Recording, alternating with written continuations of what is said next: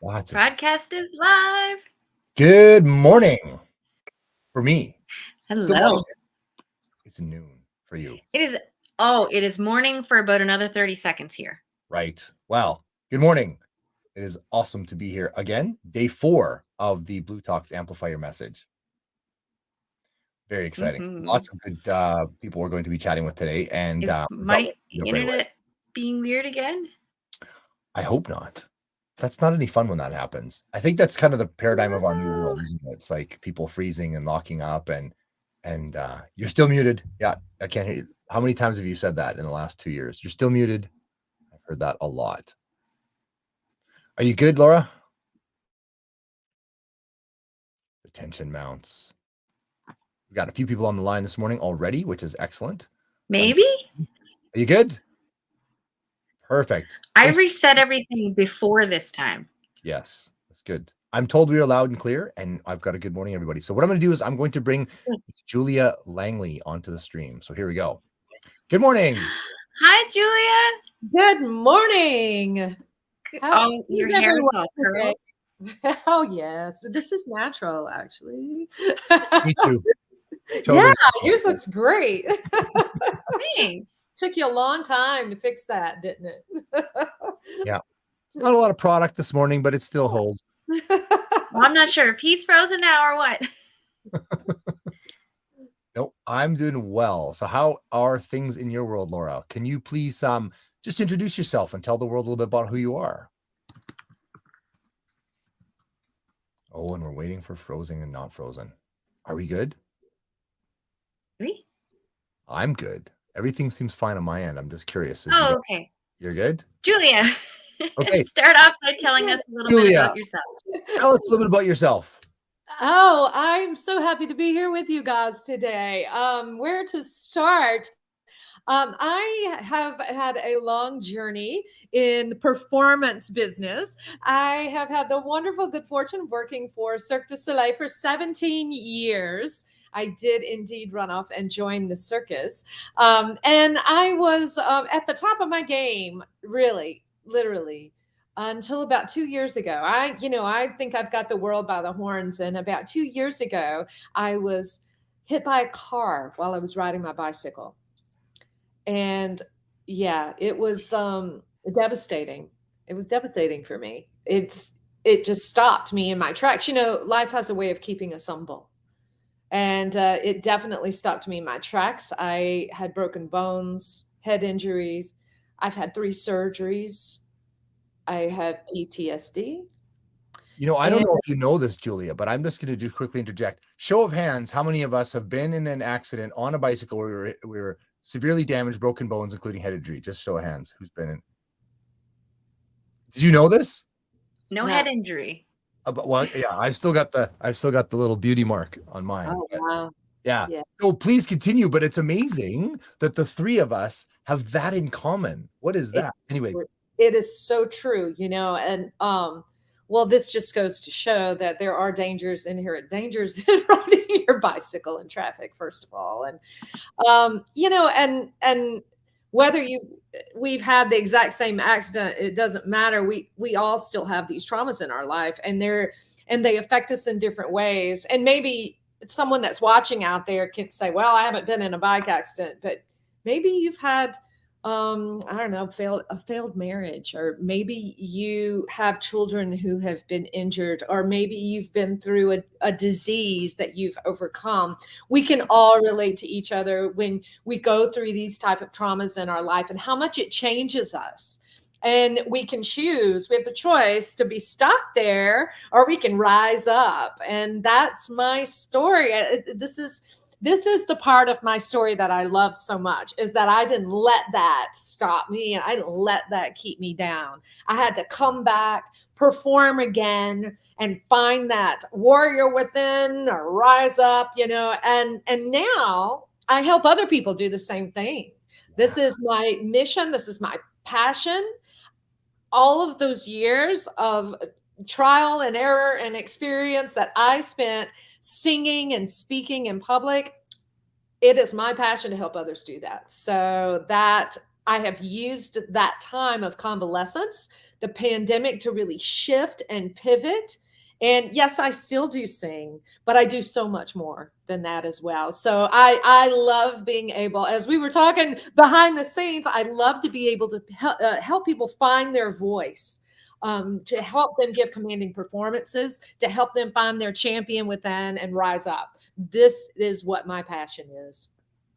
That is so fantastic. And so many things come to mind when you talk about sharing our story, because you and myself and Laura are all the same. We have this story, and the more professional speakers I meet, the more people that I meet that are in this industry, the more I realize we are all so much the same. We've had some level of challenge and we've risen above, and now we share how to rise above. That's exactly right. And as I said, that's a choice that we make. That is a decision. The first step in it is to make that decision that you want to be in a different place. You want to go after these dreams and goals. You want to reach them. But so many of us have fear. I mean, how many of you feel just like you have this horrific, like paralyzing fear when you have to stand up and talk to people, maybe 3 people in the room, and you're just paralyzed from it? Or maybe you just feel like you aren't good enough. Well, like, why would anyone? I mean, and I've been there myself. When I first started looking at penning my book, which I'm in the process of writing right now, I remember sitting at the table and my friend saying to me, you have to write a book. You have to talk about your experiences in the circus. You have to talk about overcoming adversity. And I looked at her, and we discussed this last night. I looked at her and I said, would anyone really want to? I mean, why would they want to read my story? That's the first thing I said.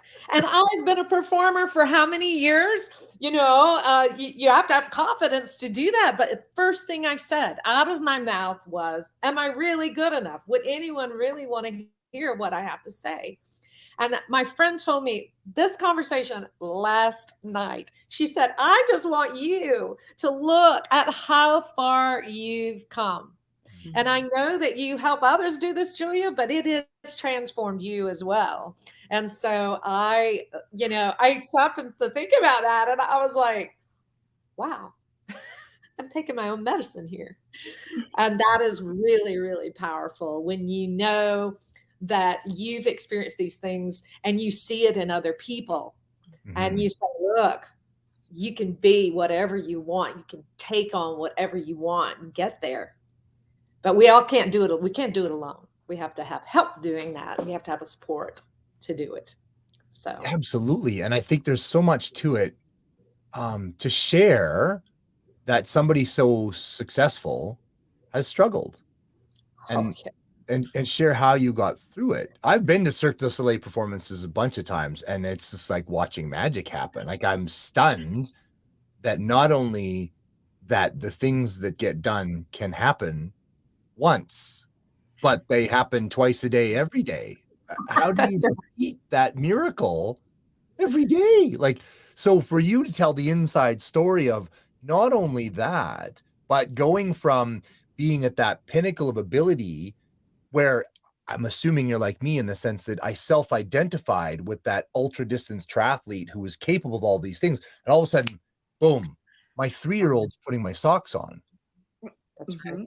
And I can't remember my best friend's name, and everything stops, and it's, well, who am I now?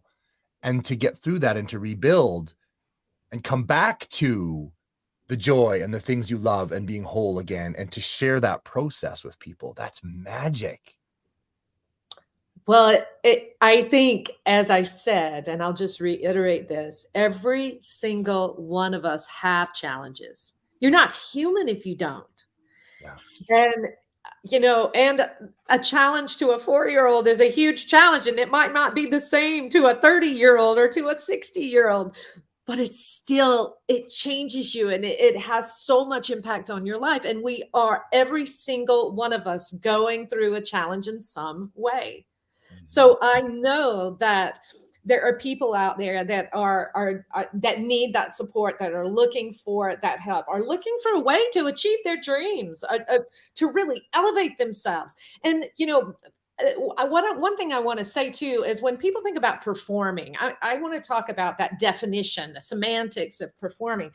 So many people think that performing means that you have to be standing on the, Madison Square Garden, a stage in New York. Yeah, that's not what performing means, which that's wonderful and that's beautiful. And yes, people do it every day. So you have that to overcome. But that stage could just simply be standing up in front of 3 people and asking for them the opportunity to work with them. It could be a job audition. It could be a job interview. It could be a mom that doesn't feel like she has a voice, that she needs to somehow get through to her children, that she's in charge and that they need to listen to her. It could be something like that. So we all perform in our own ways every single day. And that voice is so, so important because that is our connection with the world and with other people. I am loving the passion that is coming out of your mouth right now, Julie. I've seen you passionate, but I haven't seen you talk about specifically the work that you do in a way that isn't necessarily about speakers or singers. You're just like, this is communication, period. This is your voice from the inside out, period. It's like, oh, that is beautiful. Do you find that your story, which you shared with us earlier and happened to be related to both of ours, do you find that plays a huge role in the power you have behind your voice now? Oh, absolutely. Absolutely. I actually sort of think of my life as pre-accident, post-accident, although my life pre-accident was actually my whole experience of living, and it was beautiful. Okay. But after that accident, it changed so many aspects of my life, my spirituality, my faith, my understanding of what mortality is and how close we are to that every single day. You don't really think about it, and it was jarring for me that, wait,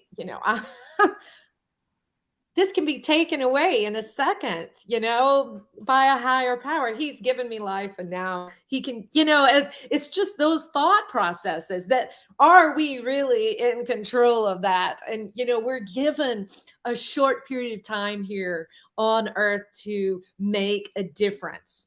All right. And to me, there's not enough hours in the day. I would use my voice and I want to do all of these great things, and so, once you do that, this is really what gave me the hope to work through all of the physical challenges that I had. I mean, I literally went from driving a car down the same road every day, and I drove my car after my accident, did not know where I was. I literally sat at the intersection and froze because I had no idea where I was. These are the kind of things that I was talking about.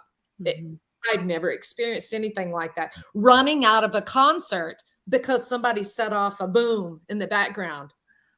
Yes. And I ran.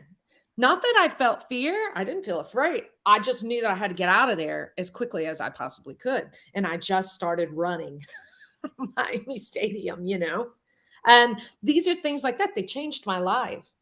But I'm not going to let that control my life. I'm going to use that. All right. I'm going to use that as jet fuel. It's jet fuel to do bigger and greater things and not to procrastinate. I've always described all of my struggles as a catapult where it feels like we're stepping back and we have to get into the pain just a little bit more, where I can feel myself doing this and it hurts more, until eventually we learn that lesson, we see things differently, and then it feels like it throws you forward in such speed and depth that I don't believe I could have done that without those struggles. It just, you can't. And then because there's such a difference from where you were to where you are now, you're no longer that same person. Just like we were describing before the accident, after the accident. We don't recognize ourselves, so we have to go through that identity. So how would you describe this new identity that you have created for yourself post accident? I think I'm smarter, honestly. I think I'm kinder. I think I'm more compassionate. I think my faith is so much stronger. Mm, I think that I am more determined. I think that I also understand that we are living in not, as I said, not procrastinating. We are living in a finite amount of time that we have. And so why put off your dreams? Why put them off? And go for it and start. And it's not going to be perfect. And you're going to make a lot of mistakes, but give yourself grace. And that is another thing that I learned, because beforehand I was like, go, go, go. I was working out with world-class athletes, Olympic gymnasts. You know, these people have been on all around the world competing on a level of insanity almost. I'm a singer, but there's a certain amount of I got to keep up, you know, that you feel when you're in that kind of scenario. And I did. I worked out, but you know, all of a sudden that your body just won't cooperate with you anymore. And you start to realize that you got to give yourself some grace. You got to take that time for yourself and stop having those expectations of being able. I'm a singer, not a contortionist, Julia. So there you go. Line up. These are just a few of the changes, but I mean, these are life changes. These are life changes, and they're all things we have to deal with on our journey of excellence, on our journey just to become better versions of ourselves and chase our dreams and be our own champion. Mm-hmm. And it creates that sense, like you're saying, of preciousness of life, the realization that it's just a blip and it's all different. It's all different. We kind of, I think so many people look at their life as if it's just going to go on forever and it's be fine. It's just going to carry on and I can do it tomorrow and I can do it tomorrow. And you kind of start to realize once you've had an experience like the three of us have had, where it's like, wow, this could stop suddenly. And I'm switched on now, like you, that I'm doing too many things, like, because there's such an abundance of amazement in the world. And I just want to keep soaking it up and grabbing as much as I can. And it's a gift in a sense. It is. And it's a wonder. It's like my eyes are like I see everything in a little bit more wonderment now than I did. And I love that feeling, the feeling it gives me. And then that feeling I can take in turn and help with other people, hopefully inspire, motivate, and help others feel that power that they have inside of them. Miles has commented, he says, my dad was a rock, a very little emotion until he had a massive heart attack and had to be airlifted to hospital. And after he was home, we all noticed how emotional he became. Simple thing, like a hug from his grandchildren. And that is so true. I don't know, Julie, are you a parent? No, I'm not. Although I have puppies. Puppies is good. I don't know if it's the same for puppies, but Laura, and I'm wondering, do you almost every night before I go to bed, I sneak into my son's room and I just peek at him and I watch him sleep for a little couple. I mean, his blankies are good and his stuffies beside him and his pillow's okay. And then I go to bed. Those moments, right? And, watching your puppy sleep and that beautiful, innocent, safe life is amazing and temporary. We don't like to think about that, but it's temporary. You know what? I was given such a gift, and I'll share because my accidents kicked off really a chain of events in my life. So after the pandemic hit, so I go from accident to pandemic, shut down, and we're coming out of the pandemic in 2021, and we're thinking, yeah, woo, 2021, yeah, right. And then February of last year, my father passed away. So yeah, that's my beginning of 2021. And 1 month after that, my mother's home, which was built by my dad and my mom, was hit by an F3 tornado and destroyed. I was in the house. And, you know, I do sort of make a joke of it, because if you don't joke, you'll cry. That I have, you know, a friend of mine said, I want your rabbit's foot, as in good luck charm, you know? And I was like, mine doesn't have any hair on it anymore. You might want to get your own, okay? I've got 9 lives. I've used up about 5 of them already, all right? Because the house was literally blown down around me and my dog. But out of that, I love lemons, but I like lemonade even better. So what I did was, I was very grateful that the pandemic, as much as it shut down, entertainers were put out on the streets. Cirque du Soleil actually went bankrupt. It was a big year, right? Yeah. But I was able to spend time with my father. So I went to my parents, and I was there for 6 months. I was driving every day with my dad. We were eating breakfast together. I was there, and I spent time with him before he passed. Aww. It gave me that opportunity. So instead of looking at that like this huge loss of the pandemic, I saw that, I'm like, I've got this time. I have this time. I'm going to use it. And that's what I did with my time. And I spent it with my father. I didn't know he was going to leave us in February of last year. I had no idea. And then a month later, we don't have a home, you know, and I'm here with my mom, who's grieving for my dad, and she's rebuilding her house at the same time. So, you know, you talk about adversity. I mean, we've had our share of it, but I just want to focus here on who you become. When you feel the pain, when you allow yourself to feel the pain, you give yourself some grace.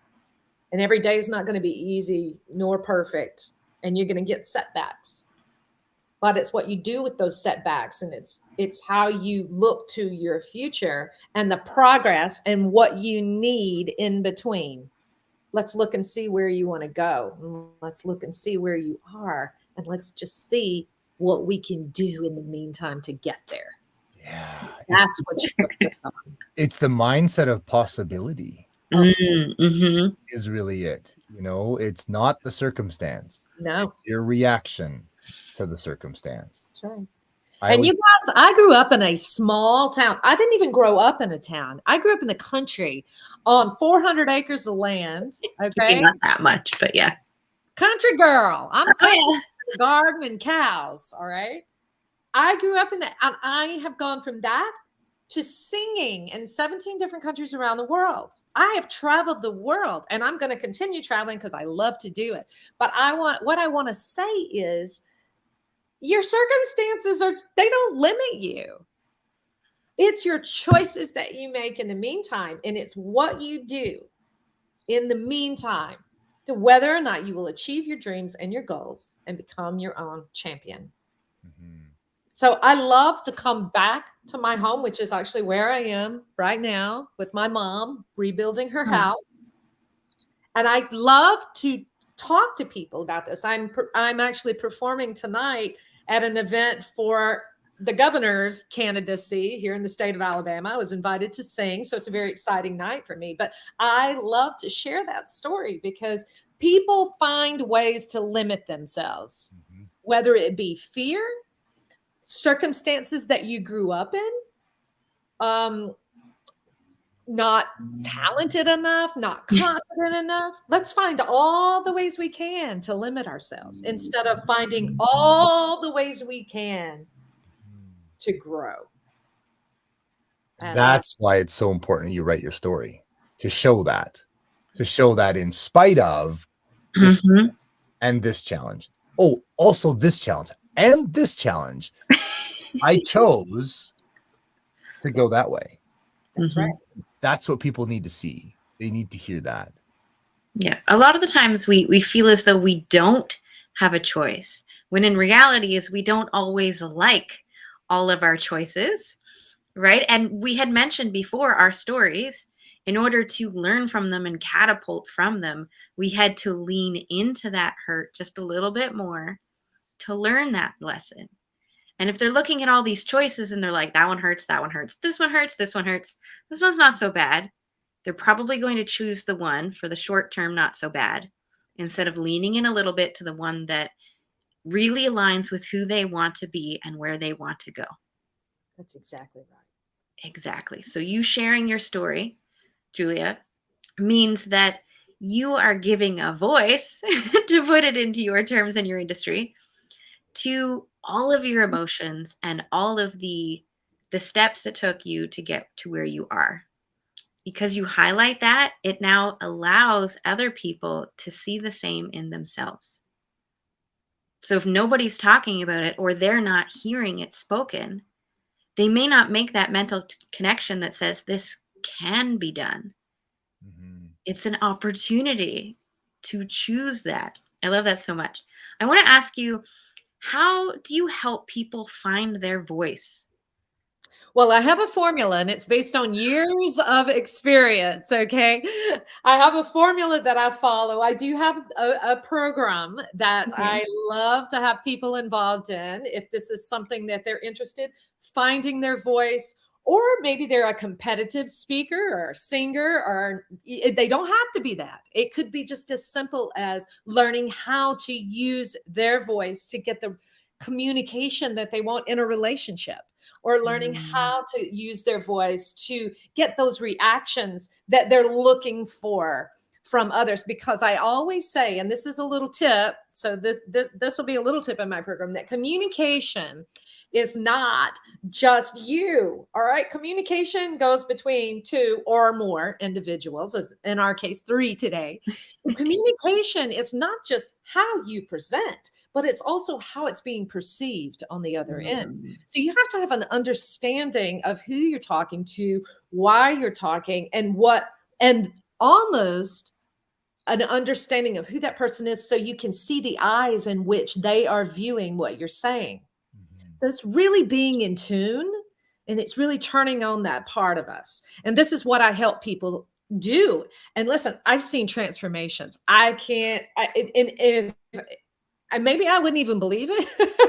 Like I might be less confident in that, like I was with my book, except the fact that I've seen it happen over and over and over again from people who were too scared to show their face anywhere, hiding in the bathroom, crying when they had to step out and say, "Hi, my name is," they would just run away. And now they're standing on stages, massive stages in front of 2,000 people saying, "This is why you need to choose me, because this is what makes me special." And that is what I do. And it's, I tell you what, there is nothing more I love in this world to see those people that come into this part of themselves, when they all of a sudden that light bulb goes off in your brain and you're saying, "Oh my God, I'm special. Oh my God, I'm unique. I have a voice that matters. I have something to say and something to share. And I have these gifts. Oh my God, you think I can really do that? Of course I think you can do that. If that's what you want." No better feeling in the world for me, and no better feeling in the world for them. Oh, I love that. Oh, Michelle was quoting. She says, "This is why you need to choose me, because I am special." She's like, yes, it's so true. Yes, Oh, Michelle. and to get to that point can be so difficult, especially when you're getting started in your business. So are you willing to share those steps with us that you had said you had a process? I do I want to know. Well, it's I like talking about the emotion of it a lot, but there is a process that you have to go through, and it's not something that just happens. It starts with changing your perception, and we've talked a lot about that today, because it has to start internally. All right, there has to be that decision and the commitment and that powerful yes or no. All right. Powerful. Yes, I'm going to do this. Oh, that hurt. Or, no, I'm not. All right. You have to make, first and foremost, be bold and make the decision.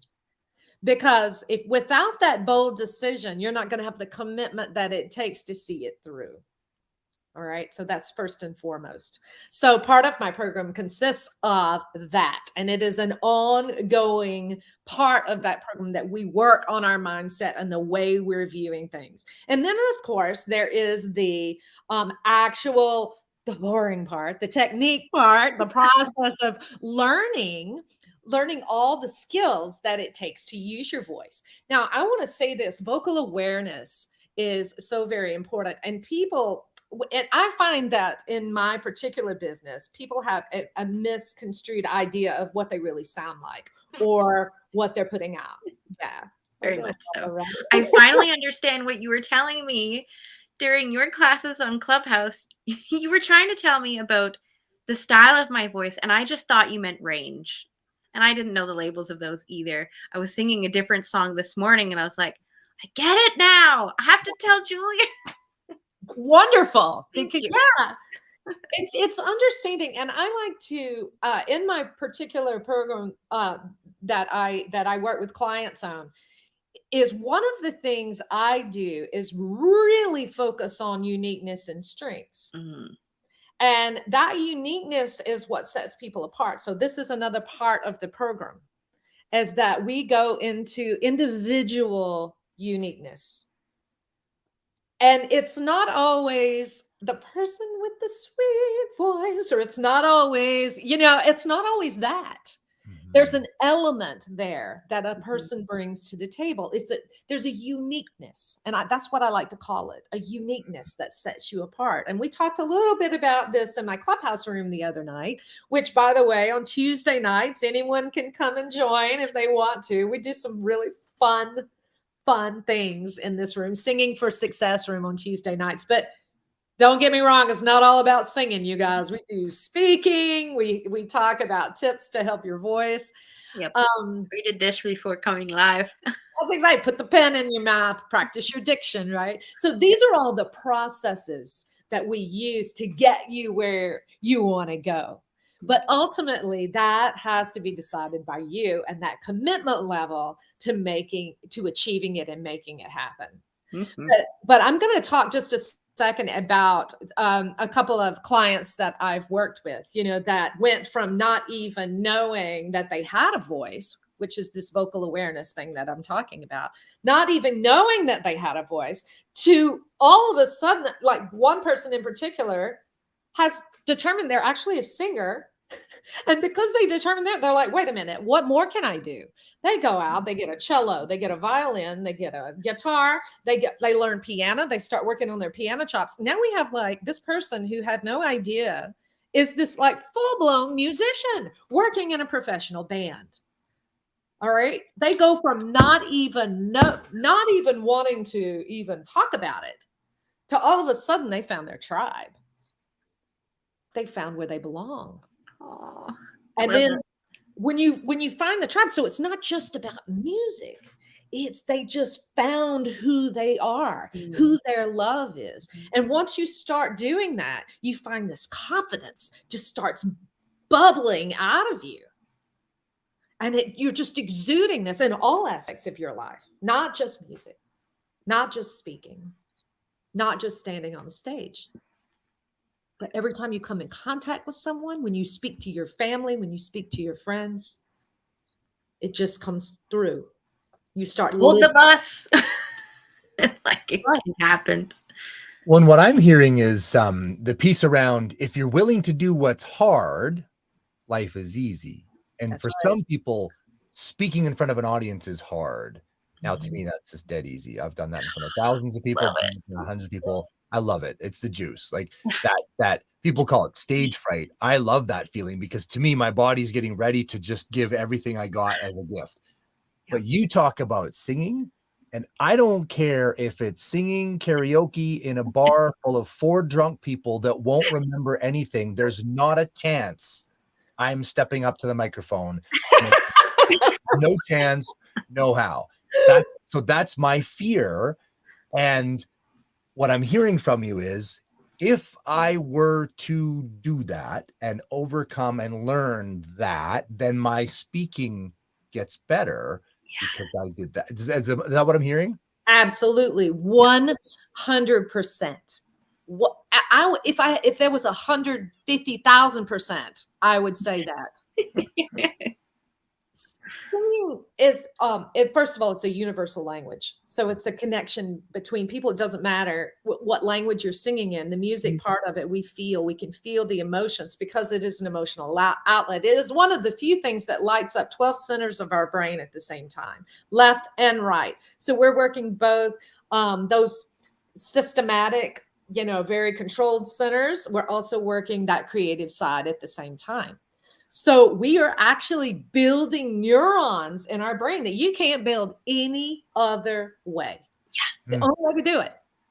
All right. So when I see, let's talk about youth that participate in acting, that participate in music, in the creative arts. This is why the arts are so important in our schools, because you can see a difference in those children and the ones that did not participate as they start to go to college, get out of high school. You see it in their ability to job interview, to audition for colleges, to get in the programs they want to get in. There's also a difference in their confidence level as well. So they're much more willing to take on the scary parts of the world that the world puts out there, that the world doesn't give them a whole lot of leeway on, not a lot of safe space out there. They're a lot more willing to take those risks and take those chances and not be afraid to put themselves out there, which is huge, because as adults, we're terrified to put ourselves out there.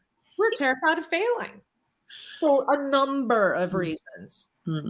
Maybe we don't think we're good enough. Maybe we don't want to look bad in front of our peers. There's a whole lot of reasons people fear. And honestly, public speaking, 76% of the people in the world have a resistance to standing up and speaking. And this is something we need every day of our lives. So it's mind-blowing.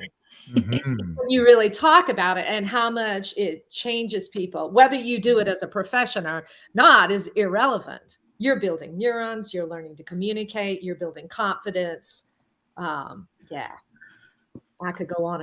And mental and physical health, because it's a physical and mental activity. Mm-hmm. That's why I do it every morning. I sing along the highway, and I do it specifically with the power vocals so that I work my vagus nerve, which we've been talking about a few times, because it's one of those things that has helped me to finally relax, to finally deal with the PTSD a little bit more, and to heal my body from the inside out. So it's one of those practices that I feel is now mandatory as a part of my week, hopefully every day. That's right. What do you say, Julia, to people like me who I don't even sing in the truck by myself to my favorite song on the radio, because the judgment comes in? Oh God, you can't sing worth a crap. Just stop. Let Boston do it. Let Steve Perry sing. Like, just stop it. Like, what do you say to? Because I mean, I know intellectually, like, there's from Mariah Carey down to, I don't know, some gravel voice singer that's still Joe Cocker, that's still famous and still amazing. And totally, like, if everybody sounded like Mariah Carey, it'd be like, who cares? But so we have to have all that. And what do you say to people like me that are just like, oh, because my wife sings in an all-girls a cappella group. She's a miracle. She's amazing. They do 4-part harmony and they blend it all together and it just sounds like angels. And so I'm just like, you know what? You do the singing, I'll do the talking. But there's so many reasons, I'm hearing that it's so important to sing. And I got to say, Heather jumps in. She said, whoop, whoop, farm girl. And she's singing to cows, right? Is her deal. So yeah. Anyway, so yeah, please, if you would comment on that. People that feel like me, I can't sing. I hear it. I hear it so often. And the truth of the matter is, first off, let me just say to all of you people who think I'm tone deaf, that you probably are not. Yeah. A lot of what it is a mental block, all right, and a lack of training for execution. So we have a misconstrued idea of what our voice actually sounds like to other people too. And it's really funny because I was actually talking about this morning. I used to hate my voice, hearing it on a recording. I hated it. and then, but it did help me in the sense that there was things I didn't like about my voice. But so as I would listen to it, I would tweak it. All right. So that's one thing I started doing, and then listening back and going, oh, I like that better. Oh, how did that come across? So these are some things people who don't like their voice can start trying to do. All right. But I am going to say to you, this is where the bravery comes in. Is that you have to find a really, well, first of all, start singing to yourself, sing in the shower, sing in the car. All right. Because there's no preparation to sing like singing. All right. You got to do it. All right. It's like sitting there and studying something all day long, but never putting it into practice. You can't do it. You have to do it because it is a physical activity. And it's like going to the gym and you say, I want big biceps. Have you been to the gym? No. Have you lifted a weight? No. Okay. So you have to use your voice, all right, to at least to get started. And try rapping. If you don't like the way that you sound melodically, rap. Because honestly, artists come in all shapes, sizes, fashions, okay? It's art because it's so different and it stands out. So I believe that there's something there with you. I never heard you sing. I don't know. But a lot of times all you need is somebody to believe. That will be my wife. She swears I can sing well. She keeps telling me that. So we're down to our last few minutes here, 4 or 5 minutes, but what are the benefits then of, like, for example, me singing, even to myself in this studio, nobody around, soundproof walls? What's the benefit to me physiologically to sing? Okay. Oh, I love this part. Oh, no. Okay. Number one of the things it does is that when you learn how to sing properly, you're actually taking in oxygen into your body. That oxygen goes into your cells. And as you learn how to control the airflow that's coming in and out, then that oxygen goes into those cells. So your body is getting oxygenated from that. What that does is it creates a lowering of the anxiety in your body. So it's a great way to calm your body down. I get calls from people say, I can't meet today. I can't sing today because I have anxiety. And I say to them, today's the day you need to do it the most. All right. Very, very important. Number one. Number two, endorphins. It gets endorphins. It creates them in your body. So if you are in a bad mood and you go into a singing session, I promise you will not come out in a bad mood. Yeah. I do. I beam. Every time. It just gets something between the oxygen, the endorphins. It's so good for our body, which also in turn affects our head, our headspace. Okay. Here's another tip for all you ladies out here thinking of doing it. If you can get a 6-pack from your breathing, if you're breathing correctly. Okay. Not just the ladies. Hey, all the dudes too, all the guys out there. You get a 6-pack. Fantastic abdominals by singing here. You can. It's true. I also want to talk about the emotional aspect of it. Singing is an emotional release. It is a beautiful way to express what we're feeling at the time. For example, me, when I'm driving in Atlanta, Georgia, and for anyone, any U.S. people here in the States that have driven in Atlanta, it's going 90 miles an hour, 2 inches off somebody's bumper. It's like being on a race course, right? I love to put in like Godsmack or the song, let the bodies hit the floor. Let the bodies. I'm driving through Atlanta. Probably not the greatest music to be when I'm driving, but nonetheless, it puts you in that headspace. Okay, let's go, people. You know, just that's a funny version of emotion. Yeah, but the other part of that is if you need to express something where words fail, music speaks. All the time. Mm-hmm. You're able to tell a story quite often through music that you cannot say out loud. So it allows that release, and it's so freeing for our bodies. And that's why I love power vocals in about 17 different languages in all kinds of music. I don't know what I'm saying 90% of the time, but I still love it. Well, can I want to say this because, and it's very important because as a songwriter, and I know we probably have some writers that might be listening, what you write and your intention behind your song may not be what the other person feels, but as long as the other person feels, then you've done your job as a writer and as a singer. All right. So your job is to invoke emotion.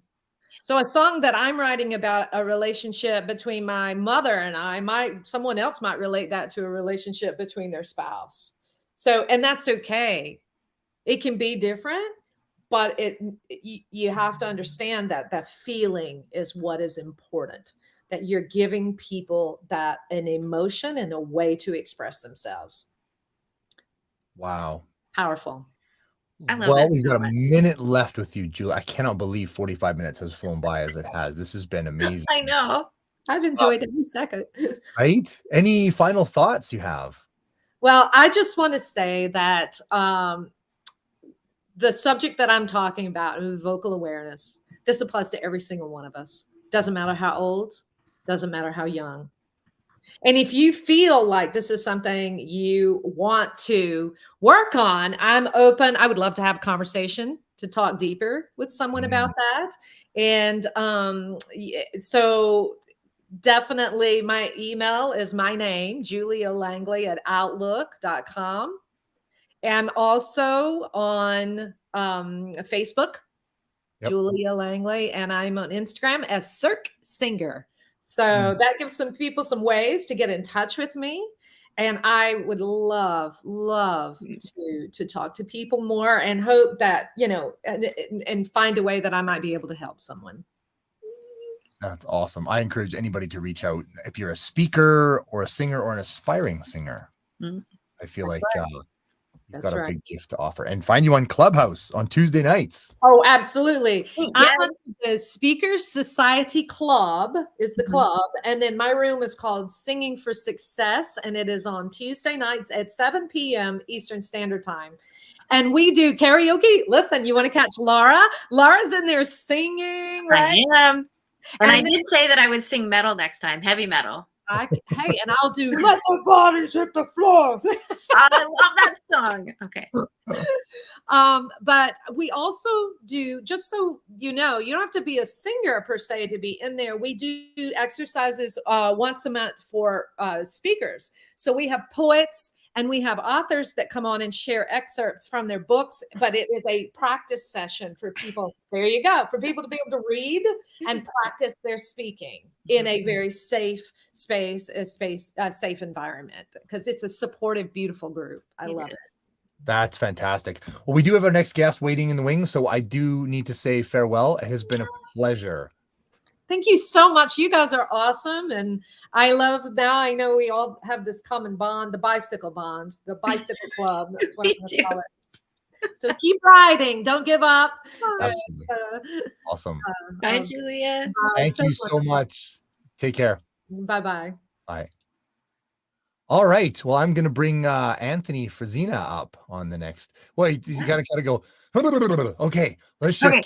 Ready? Do this again. Yeah. The tip of the tongue, the teeth, and the lips. The tip of the tongue, the teeth, and the lips. I got to practice that. All right. Here we go. Right on the front of the teeth. Hey, Anthony. Hi, guys. How are you? You remember doing that, don't you? Absolutely.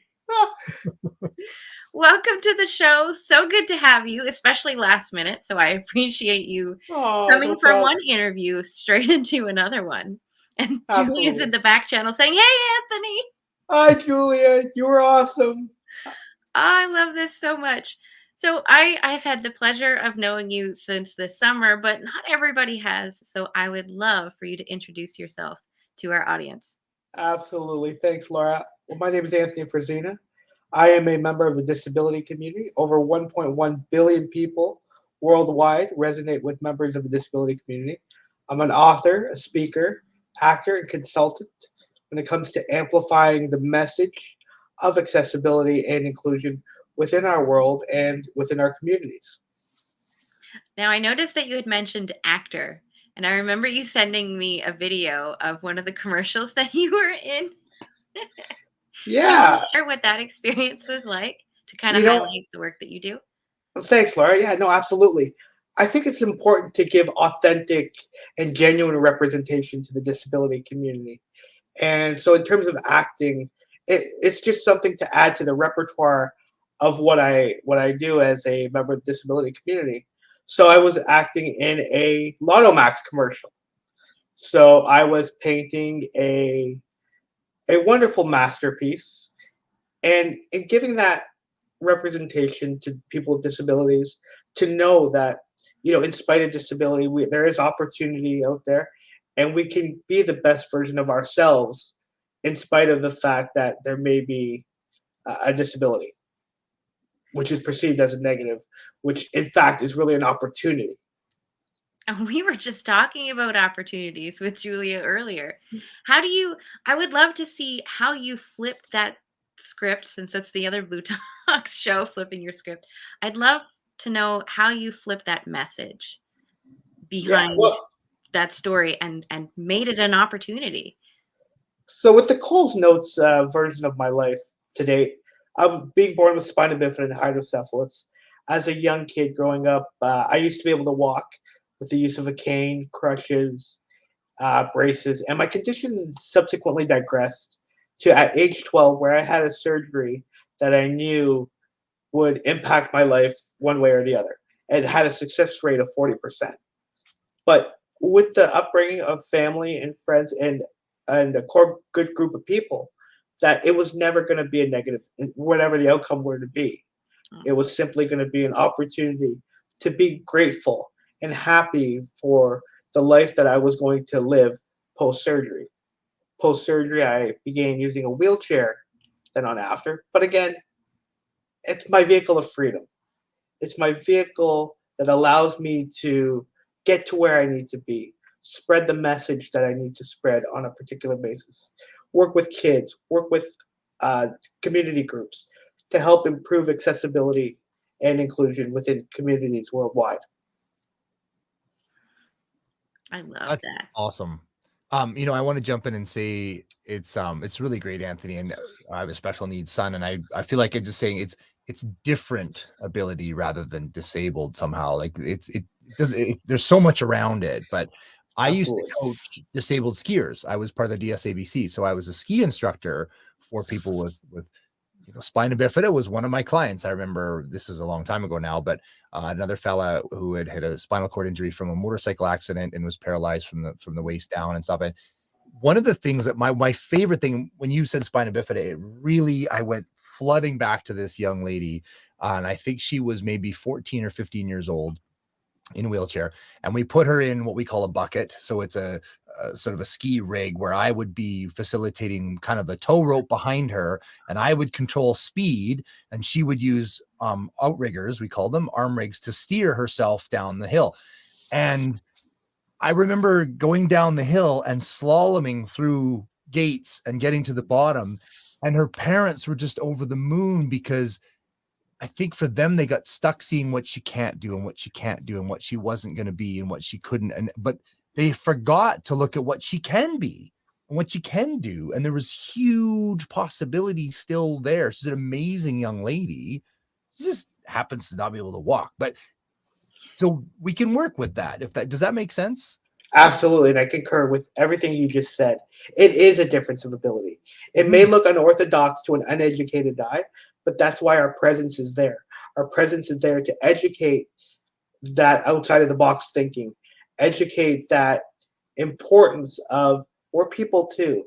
As a youth, I participated in para ice hockey. I played challenger baseball. Yeah. So, sports was a big part of my life. It taught me the importance of team building, being able to, you know, garner a little bit of a competitive nature in what I was destined to do further on. Friendships, relationships, within people who resonate with one another due to disability. So it was a very, very important part of my life that I still have friendships with members of the sports teams today. It's huge. And it's funny. I had this thought that if we lived in a parallel universe, a different version of Earth where Bob. Sure, Bob the Universe. In Bob The reference. the acceptable standard is that everybody is a brilliant singer. That's the baseline. That's like walking here. So everybody's a brilliant singer. In Bob Universe, I'm disabled because I'm not a good singer. So, but we don't hold that. Like to me, I'd say that because it shatters the thought that there's any relevance to that preconceived notion of ability or non-ability. It's just different. It's Yeah. right. I mean, as I said, I do various things in the community. I just happen to have a disability. Yeah. And that's secondary to the person that I am. Mhm. It's a part of me. It's a huge part of me. And because of that, I do have to take into account different ways of doing things. And it's important to teach our communities, whether it be kids, whether it be adults, whether it be those without disabilities, that if we make things accessible, then Yes. we're including everybody. Yes. And that's the big message here today. Yeah. Inclusion and being aware of that. I know Laura and I share a prior history in architecture. I was in architecture for 13 years and Laura was in architecture as well. And I remember being in architecture college, and one of our things that we did was to go to a furniture company, Mhm. and we were looking at all of their wheelchair accessible elements. And they had a wheelchair there as just part of the display. And I got into the thing and I started maneuvering through this wheelchair accessible, handicap accessible bathroom. I was like, this sucks. And then, well, it's code minimum. Well, code minimum stinks. Like, I remember being in architecture thereafter. And when I was designing a bathroom in a whatever building, a public building, I would go, okay, this is code minimum. We need to be bigger than that. We need to be better than that, because code minimum is a drag. You are preaching to the choir, my friend. Oh Right? my goodness. Yeah. Code minimum. And I'm sure the legislation has this code minimum that at least they can get by. We want to go beyond getting by. We want to exceed. We want to excel. Yeah. So if we think outside of the box, and if we think putting our heads together that if we exceed the minimum standard, then we're amplifying the disability community. We're empowering the disability community to be better versions rather than, well, we're just here to exist, which is far beyond what we're able to do. You want some code minimums? You can sleep in a single bed and your partner can sleep in a single bed, and you only get enough drops of water for what you need in a day. Yeah. No That's thanks. the same feeling. Yeah. No, it's horrible that we use the word standard or minimum when we talk about people with disabilities. Just because people with disabilities have all unique abilities. I focus on the result of a task rather than the steps it takes to complete it. Yeah. You want to feel that fulfillment, that accomplishment of accomplishing that task. And it requires a lot of outside of that box thinking to have that fulfillment of being able to, whether it be complete high school, complete, elementary school, get to different points in your life, transportation, that's also something that people with disabilities need to take into consideration going forward. Proper technology. Even now today, we have all these bells and whistles of technology, like Google Homes, for example, like Alexa, but they're really empowering devices too for people with disabilities.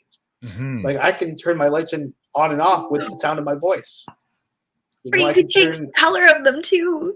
I can change the color of my lights too, and that's the empowering of what technology can do nowadays. I think that's amazing, and compassion seems to be one of the pieces that tends to be missing. And it occurred to me, thinking of my son being at school and stuff, and he's pretty amazing little dude. And I thought, wouldn't it be powerful to have in school a program where several children in a classroom were selected per day? Okay, you have to spend your whole day in a wheelchair now. You have to go to the bathroom, you have to get in and out and go to the playground. You have to do everything in a wheelchair. And just feel what that's like to be in that world and have that perspective. Because like I said, about code minimum, I think it's like some guy with a tape measure, and he measured a wheelchair and went, okay, well, this will fit. Well, have you ever been in a wheelchair? Like, have you ever Yes. tried that? We have to evolve. We have to advance. From 2007 to 2011, I actually did that as Okay. members of the Rick Hanson Foundation. I've been an ambassador with the organization now since 2006, and we had events that allowed people who are not disabled to spend time in a wheelchair performing tasks of daily living from that seated position of a wheelchair to garner a different way of doing things, to garner that idea of what it's like to, hang your clothes, wash your hands from a seated position of a wheelchair, take a cup out of the fridge, pour a drink of water, maintaining your balance, maintaining your structure, having things where you need to have them so that you can perform those tasks safely. Mm-hmm. Yeah, when you fire in all the different challenges we have in Canada, you throw snow and ice. Like, have you ever pushed a full shopping cart through a parking lot? Like, I could go on for hours when it comes to shopping carts and bundle buggies. yeah. It's definitely a challenge. Now, for me, when I go shopping independently, and I bring a bundle buggy with me. Yeah. So navigating a wheelchair while pushing a bundle buggy through stores that have very, very small aisles has been a challenge. Not only that, now it's an extra challenge when there's shipments coming because we got boxes all over the place. So I'm navigating a wheelchair and a bundle buggy through small aisles with boxes that impede my way. And I can do it fairly well. But it's important that we recognize those as barriers to ensure that we're putting accessibility at the forefront of conversation. Mm-hmm. Now, more often than not, we do have to deal with things of that nature that people with disabilities require the assistance. And I think it's important that we also talk about consent to assisting people with disabilities. Sure. More often than not, people with disabilities are, kind of put into the category of, that presumed assistance is needed rather than being asked for assistance. Yeah. Now that you say that, I just remembered what had happened yesterday. Before going live yesterday, I had to take my daughter to the doctor's office. So I was just crazy busy. And while there was a lady and she was coming out the door, and I just hold the door for people. So I held the first door open. And then she's like, I'm blind. Do you mind opening the other door for me? And I was like, oh yeah, no problem. Do you want me to hold it until your son gets here? She's like, yeah. And I didn't realize I had asked permission the second time, because sometimes it's just something's in the way and other times they actually need help. Yeah, But that permission is a huge piece. Absolutely. It's second nature to hold the door for somebody. Exactly. To provide that human act of kindness. And I totally get that. And I'm not opposed to, doors being held for me and whatnot. But it's more often than not, there's this presumed need for assistance rather than. That's the key, isn't it, Anthony? Yeah. Is that instead of going, oh, you're clearly helpless, let me do that because I'm not, it's, can I help you? And the answer would be, no, I'm good. I got this. Okay, cool. Right. That's the switch, isn't it? Yeah. Yeah. And you'll see me carrying bags while wheeling my wheelchair with my elbows going through a parking lot, and that's my normal. Yeah. And, and that's what I mean when I talk about the unorthodox way of sometimes when people with disabilities do things. That's my normal. I'm stubborn. It does look a little bit tedious. It does look unorthodox, but it accomplishes its task, and that's what the goal is. I've learned to push a shopping cart with my arm wrapped around the handle when I was using a wheelchair after my accident. It's like it was trying to find some way that I could do things without needing the extra help from my, at the time, 17-month-old. It's not like she could push a cart. And it's not like my husband was always paying attention to both the cart and the daughter at the same time. And me, it's like, how can you push me, hold a 17-month-old, and have a shopping cart at the same time? It's a mess. Watch me. This is how I do it. You don't have to. You don't have to like it. This is how I do it. You know, it's to preserve my dignity and my independence and my respect as a human being, which as human beings we're all valued for or all entitled to. I love the way that you had worded it to me during a call that you and I had. You said that you want to make people feel like there are no losers. Absolutely. And I felt that punch to my gut and my heart just dropped down. I was like, yes, that is what it feels like. I don't want to feel like a loser. You don't want to feel like a loser. Scotty doesn't want to feel like a loser, and neither does anybody else. Right. Nobody does. And we need to bring each other up. We need to empower one another. And that means finding ways to include everybody, finding ways to make things more accessible. You know, it starts with, you know, leadership at government levels, but it also includes everyday citizens all across the world. How can we make our worlds more accessible? And when we make that more accessible, we include everybody. It's good for our businesses. It's good for community. It's just a good thing to do overall. Now, I know that you have an acronym that you like to use around your work. Yes. IDEA. Can you explain your idea to people? Absolutely. Absolutely.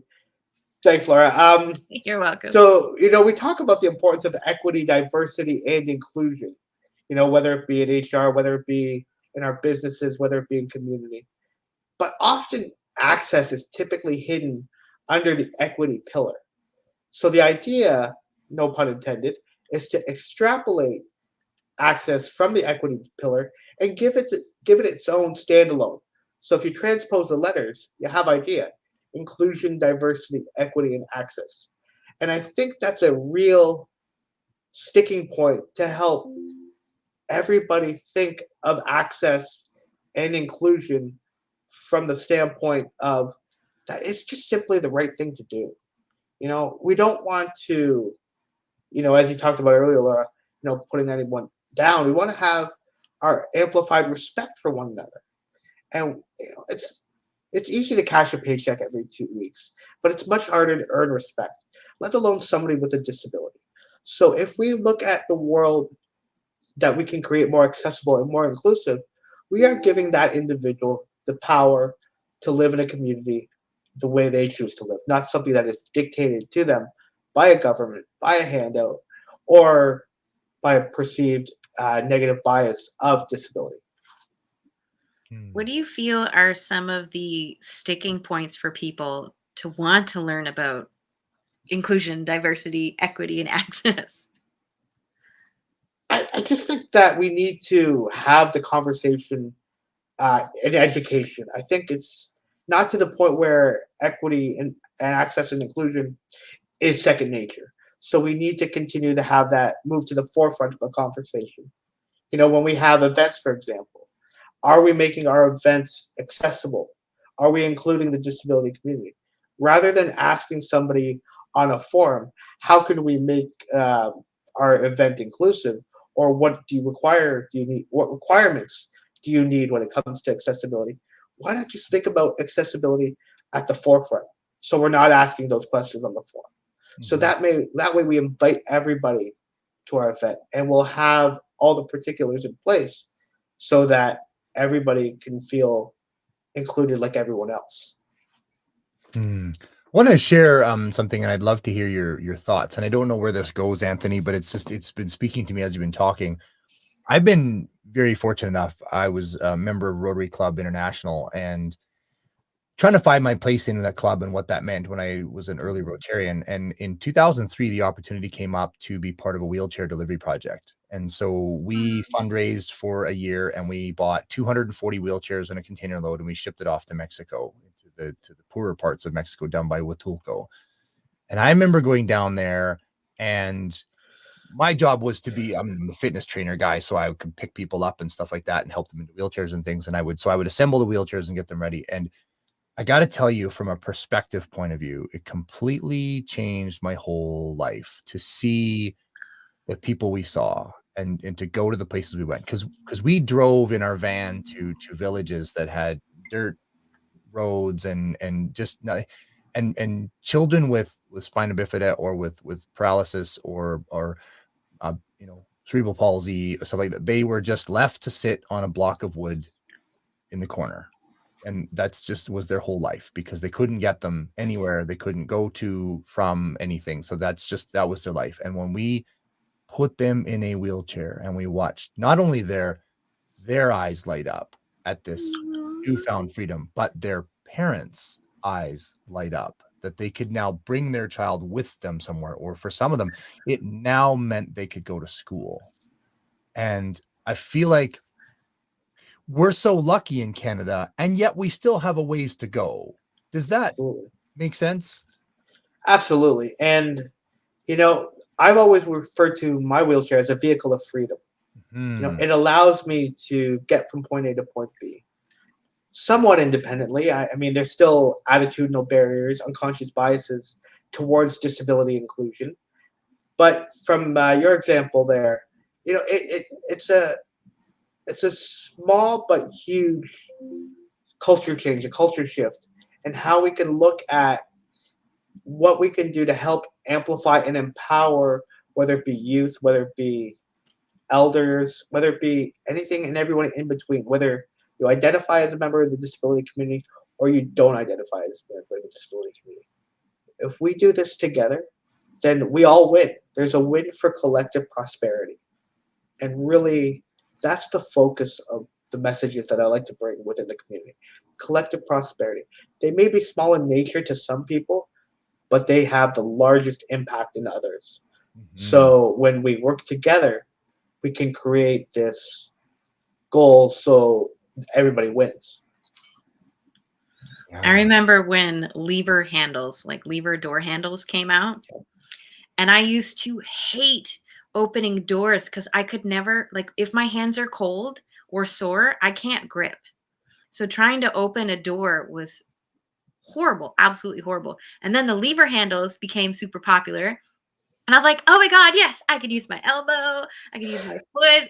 I'm perfectly fine. I don't have to worry about those cold days where I'm wearing blankets and stuff just so that my hands can move. Those simple things are great for so much more than just someone with a disability, right? So now we're looking for more of these types of examples in all areas of our life that elevate everyone. Absolutely.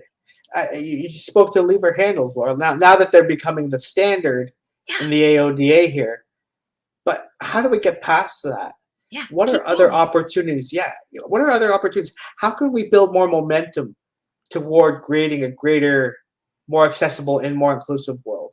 We have to alleviate the stereotypes and the stigmas. We have to alleviate the attitudinal barriers at the perceived negative of disability. We have to put in a plan that suits the individualized and strengths-based approach of a future, of what our future in the world looks like. And we do that by having members that represent lived experience of disability at the table, not just to hear our voices, but to have our voices heard, have actions take place that come from what is heard so that we can create that culture change that allows everybody to live as we choose to live, not something that is dictated for us. I want to re-say what you said just a minute ago. It's not just about having your voices at the table or having someone to hear your voice. It's about having the voice heard. Like it's a subtle difference in the way it's spoken, but the emotional impact of that is huge. I'm not just hearing you, like I'm listening. As I think it was Patrick on Monday that talked about the 4 ways of listening with his cable analogy. There's so much more to that. So I wanted to highlight that. Anthony, like, I think for a lot of people, they feel like, well, the whole wheelchair accessible thing, like we've done that. We're I don't know if we are. Like, what can we do better? What could be improved? Everything. I mean, when we talk exactly when we talk about disability, though, we're not just talking about the visible disability. We're Sure. talking about the invisible disabilities. We talk about learning disabilities. We talk about somebody who is blind or hard of hearing. Mhm. How can we develop the language and the culture and the communication behind giving people the empowerment to live freely, away from bias, away from the stereotype, away from the stigma that depicts people with disabilities in a lower limelight, and to amplify and pick and empower people with disabilities up within the same limelight as everybody else, living the life the way that we choose to live, freely, and freedom of bias, freedom of stereotype, freedom of stigma. And we just have to continue to have the voices heard. We do need a fundamental systemic and culture change worldwide to ensure that we're all living that valued life. Mhm. That value life. Mhm. I want to value life. I think that's the point. Everybody does. Exactly. Yeah, absolutely. Exactly. And when you undermine inaccessibility, or when you put inaccessibility there, you're seriously devaluing and dehumanizing members of the disability community. Mm. And then we talk about putting accessibility together by the quote unquote standard. We're not really doing it a service. We're ending up having to retrofit accessibility into something that was initially deemed accessible because we don't have the proper people in place, those with lived experience, to help value that culture shift that is much needed. Yeah, that's awesome. What would you say to those people who don't even want to think about diversity inclusion? Because I was one of those people where words have always been an issue. So if I don't understand the word, I tend to tune out everything else. And when this whole movement started of diversity inclusion, like, I don't know what those words mean. So I'm not paying attention. So what would you say to those people who are just starting to hear these words and understanding a little bit about what this whole movement is about, this whole transformation, I guess I want to use? That's the perfect word, transformation. Because really it's about asking those within those minority groups to work together. How can we benefit one another when it comes to amplifying access and inclusion? Because really, it is important that we create these allyships. The importance of creating relationships with one another so that we can build each other's portfolio up. We can build each other's momentum up. We can empower one another and to live that life free of stigma and stereotype. So if you had one big message that you wanted to leave with people, since this is amplifying your message, what is that one big thing that you need people to know leaving this interview?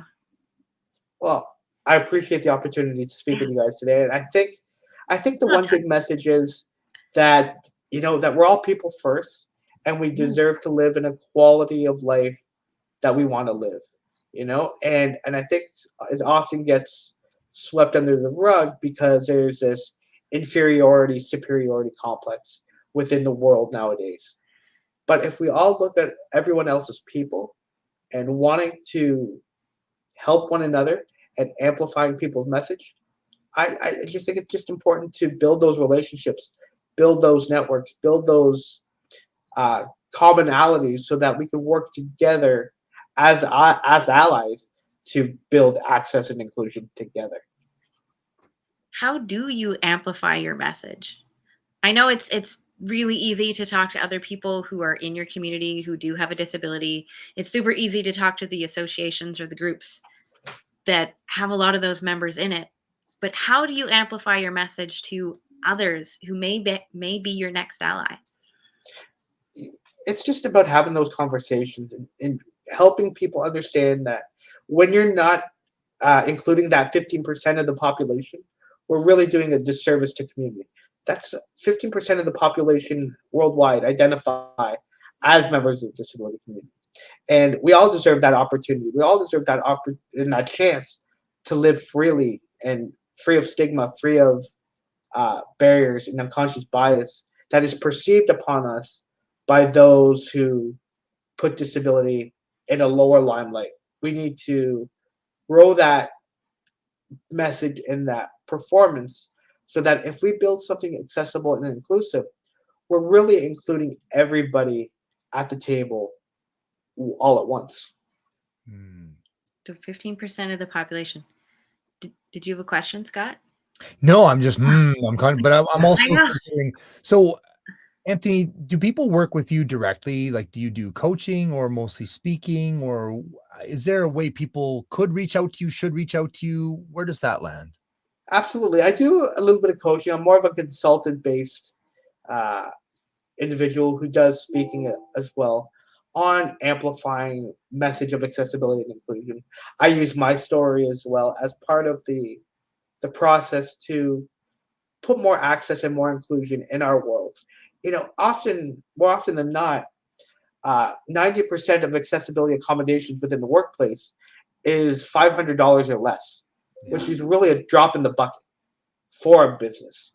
And we need to get that stigma out that, you know, when you hire people with disabilities, you know, you're really doing a good service for your business, for your organization, as you talked about earlier. And we need to continue to have that put to the forefront of conversation. You know, more often than not, disability inclusion is considered an afterthought.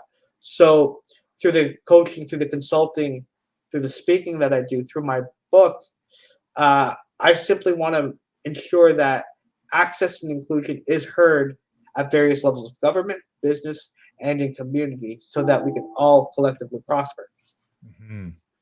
Yeah, Anthony's working with me as a consultant on a retreat that I'm planning. I'm planning a luxury retreat in a supposedly barrier-free penthouse downtown here in Halifax, which has been postponed to next year, just FYI. And we were going through the photos and stuff before I do a site visit, and he's just going through saying that this isn't actually barrier-free. That's not actually barrier-free. This is what needs to be changed. And I'm like, I have an architecture background where you and I know there's standards. I'm like, I did that kind of assessment. Code minimum.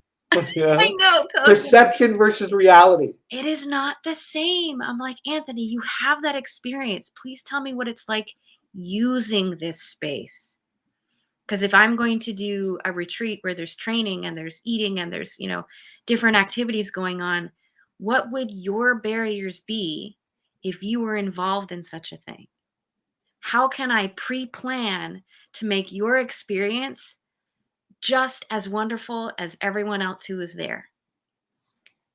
And by coming at the event with that mindset, it shows that I care, that I'm an ally. Like I'm putting in that forethought as we were talking about the risk management yesterday.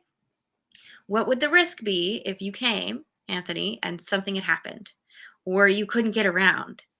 You'd want your money back. You'd want also your travel money back. Like there's all of this that can be involved. And all you need is a little bit of forethought and a little bit of help from an expert like you.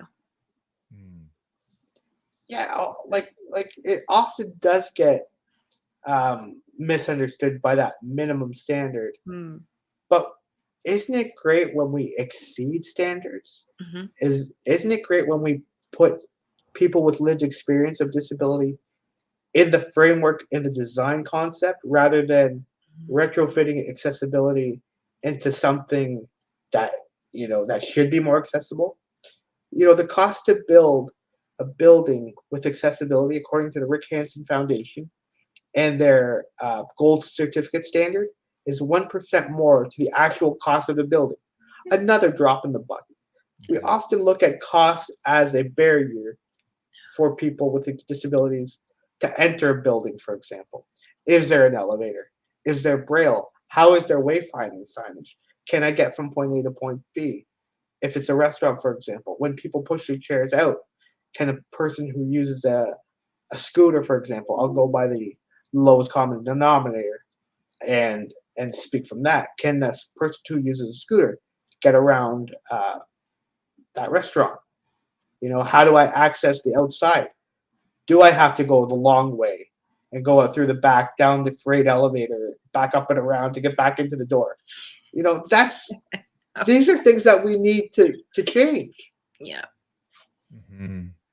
I think it's hard too because it's also a percentage game. I ran a fitness center for 18 years and we were wheelchair accessible.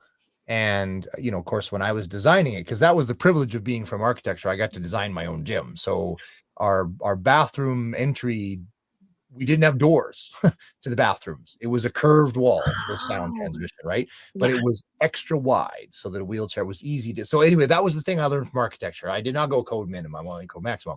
But it was interesting because over the years we did have a few people in wheelchairs come and use the gym. And it was, even in that perspective, fascinating to realize, oh, that's kind of awkward. I never thought of that. And I think that's the deal, isn't it? It's like, oh, that's awkward. I never thought of that, because you're not thinking about it until it comes up. And then it's like, oh, what do we do now? How's this functional? Exactly. Like, for example, if you're using a shower in a gym facility, or where is the handle? Is it retractable? Where is the bench seat? Do they require a bench seat? Can I reach a soap? Do I bring my own soap? Can I reach certain things? You know, adjustability and versatility is important. You know, the robotics of having something, that is able to tier up and down to a preferred height is probably the best way to go when it comes to a commercial building, rather than setting something at a fixed standard. Standard. I know. I love that. Oh, I should do that. Standard. Yeah. I've always said standing is overrated myself. There we go. I was hoping you would put that in there somewhere. He picks on me all the time for any time I say, stand up for this, or when Corey's talking about being a stand-up comedian. What do you say to that? The stand-up comedian? I can do a sit-down comedian. I can do that routine. They always talk about stand-ups in media when they're doing outside hits on the road. They call them stand-ups. I'm like, what about me? I'm sitting down, and even the language around the social distancing markers. A lot of them have feet, and they say stand here or please stand here. But when they say 6 feet apart, as opposed to using the feet, they're really empowering the language that really is what needs to be done as well. And just to finish that thought, Laura, the prior thought, I will never lose at musical chairs. Nope. Nope. I know. I love it. Thank you so much, Anthony. I was hoping you'd put one of your jokes in there somewhere. Love it so much. Let us know where we can find you and how we can connect with you. Yeah, absolutely. So my website is www.anthonyfrazina.ca. My email address is info@anthonyfrazina.ca. I'd love to work with you. I'd love to engage in a speaking opportunity with organizations to help amplify the message that accessibility and inclusion is just simply the right thing to do. And I don't want to say that there's no better time to start, because it's evolved at a snail's pace. We need to build momentum on access and inclusion so that we can achieve the access and inclusion that is a benefit and a win-win for everybody. Well, this has been a pleasure. Yeah. Always a pleasure. Thank you guys very much. Thank you so much. Bye. All right, guys. Just awesome. Take care. Take care. Thank you. Take care, guys. Thank you. Bye-bye. You're very welcome. Bye. Well, that was fantastic. So many insights and perspective shifts, which I really enjoyed. And go ahead. Before I was working with him on the retreat thing, I thought I knew lots about, just the whole standards of building design and how to make that work. In reality, the functionality of it was not there. Yeah, well, and I feel it's interesting too. I mean, we could have kept talking with Anthony on. I know that our next guest, Corey, wants to be the one to do so, and he's back to back, so he wants me to wait before we bring her on. But that's fine. so we'll just chat a bit. But Yeah. it was interesting, talking to Anthony in the sense that even myself and you too, I think have our background of architecture. My thought wave was, oh, well, the wheelchair accessible, the handicap accessible, the disabled accessibility thing, that's handled. We've already been Yeah. through that phase and we're good now. And it was really good perspective to realize, no, we still have growth here. There's still growth to happen. We're not there yet. It's so funny because when we think of barrier-free design, Yeah. a lot of it has to do with wheelchair accessibility, or that's how it feels. Yes. But then we can get into things like, well, what about people who are blind? Yes. What about people who I don't remember what it's called, but like their nerves go crazy when they touch stuff. Yes, Right. I know So what it's you're a speaking of. sensory thing. Yeah. Then Yeah. there's, like all these mental disabilities where maybe somebody has sensory overload really easily, not just in their touch, but sound and sight and all of that. Mhm.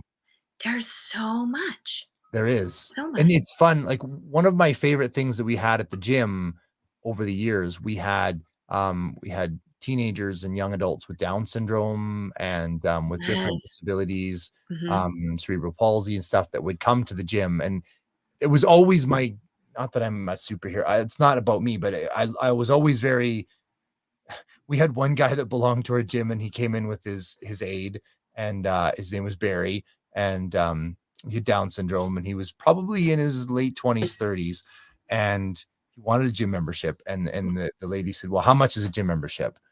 And I said, how much do you want to pay, Barry? And he's like, $20. I was like, done. And so he wrote a check for $20 and I was like, perfect. And the lady was just kind of looking at me and I was like, I'll get you later kind of thing. So I filled out a membership application form for Barry. It was $20. And she said, well, how long is that for? I said, that's up to Barry. She's like, what do you mean? And I said, Barry, when you're ready to pay another $20, you just let me know. And so, and I spoke to her later and she says, well, how much is it a month? I said, it doesn't matter. Like, I'm not here to be another barrier. Like, if he wants to come and work out, I think that's brilliant. So if it's $20 a year, I'm fine. Like, and what people don't realize is Barry was this amazing richness that came to the gym and Yes. taught us. One of my and my staff got this too.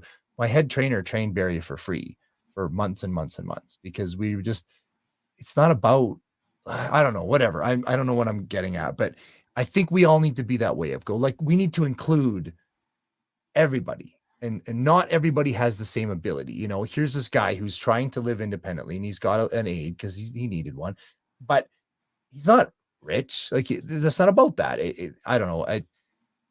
Going on, but there was a gift because then you would see, and with the people we had in wheelchairs and the people we've had people missing a leg and so it's like, okay, well, how can we be better? What can we shift? What can we adjust? I feel like Anthony should still be on the line, but yeah, it's I think it's that perspective that we need. We need to think and remember that not everybody is running the same game.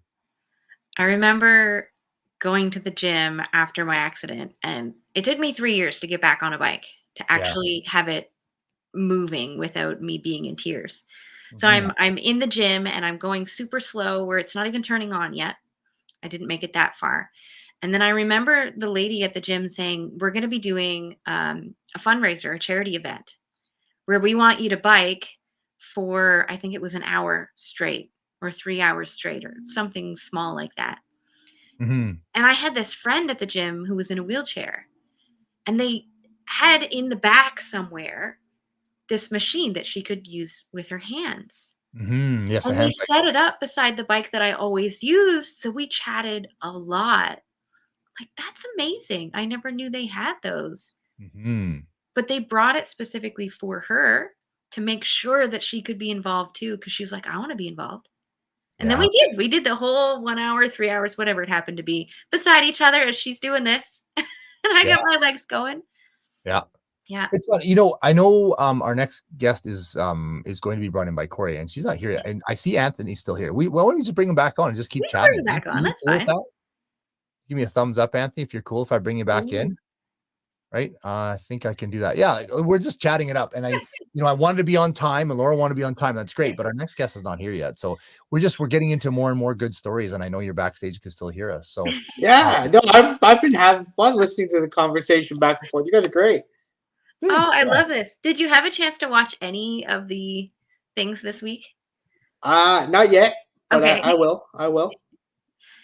No, I just really enjoyed the conversation. And Laura, you talked about the hand cycle.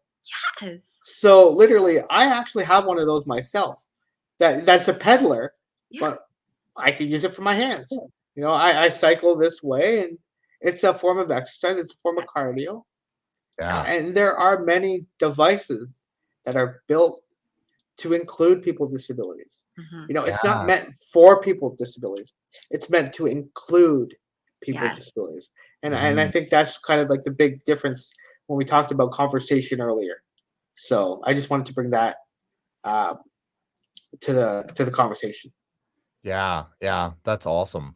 Mhm. One of the guys that I met through, because I compete in ultra distance triathlon, and one of the guys that I met, his name is Andre Kalich, and he's the first wheelchair athlete to finish Race Across America. It's a 6,000 kilometer bike ride from Oceanside, California to Maryland. He's the first wheelchair athlete to finish it, because you have 12 days, and it's a sucker of a thing. It's 500 kilometers a day. And I remember watching Andre do that, and then what a superhero! But like he had nerve damage in his hands, and I mean, Race Across America is crushingly impossible on a bicycle with all of your bits working, but to do it with your arms on a wheelchair, like, he's a superhero. And Absolutely. Yeah, you talk about Rick Hanson, who I mentioned earlier, yeah, sustained a spinal cord injury at the age of 17. And to create accessibility and inclusion, what he did, he raced around 34 countries over 26 months, over 400,000 wheel strokes worldwide to amplify that message that a disability is not a negative. A disability is an opportunity. Yeah. With a message that this quote unquote niche group has, that, we're beyond that of a niche. Yeah. Our message, and we need to be put into positions where our abilities can excel. Yes. And that requires accommodation, that requires a hearing ear, attentive eyes, and a conversation and a message that communicates respect, communicates understanding, communicates the message that how can we work together so that you get the best out of something that I, as an able-bodied person, would get the equal best out of. And once we get that message across, once we have that conversation, and once we put that into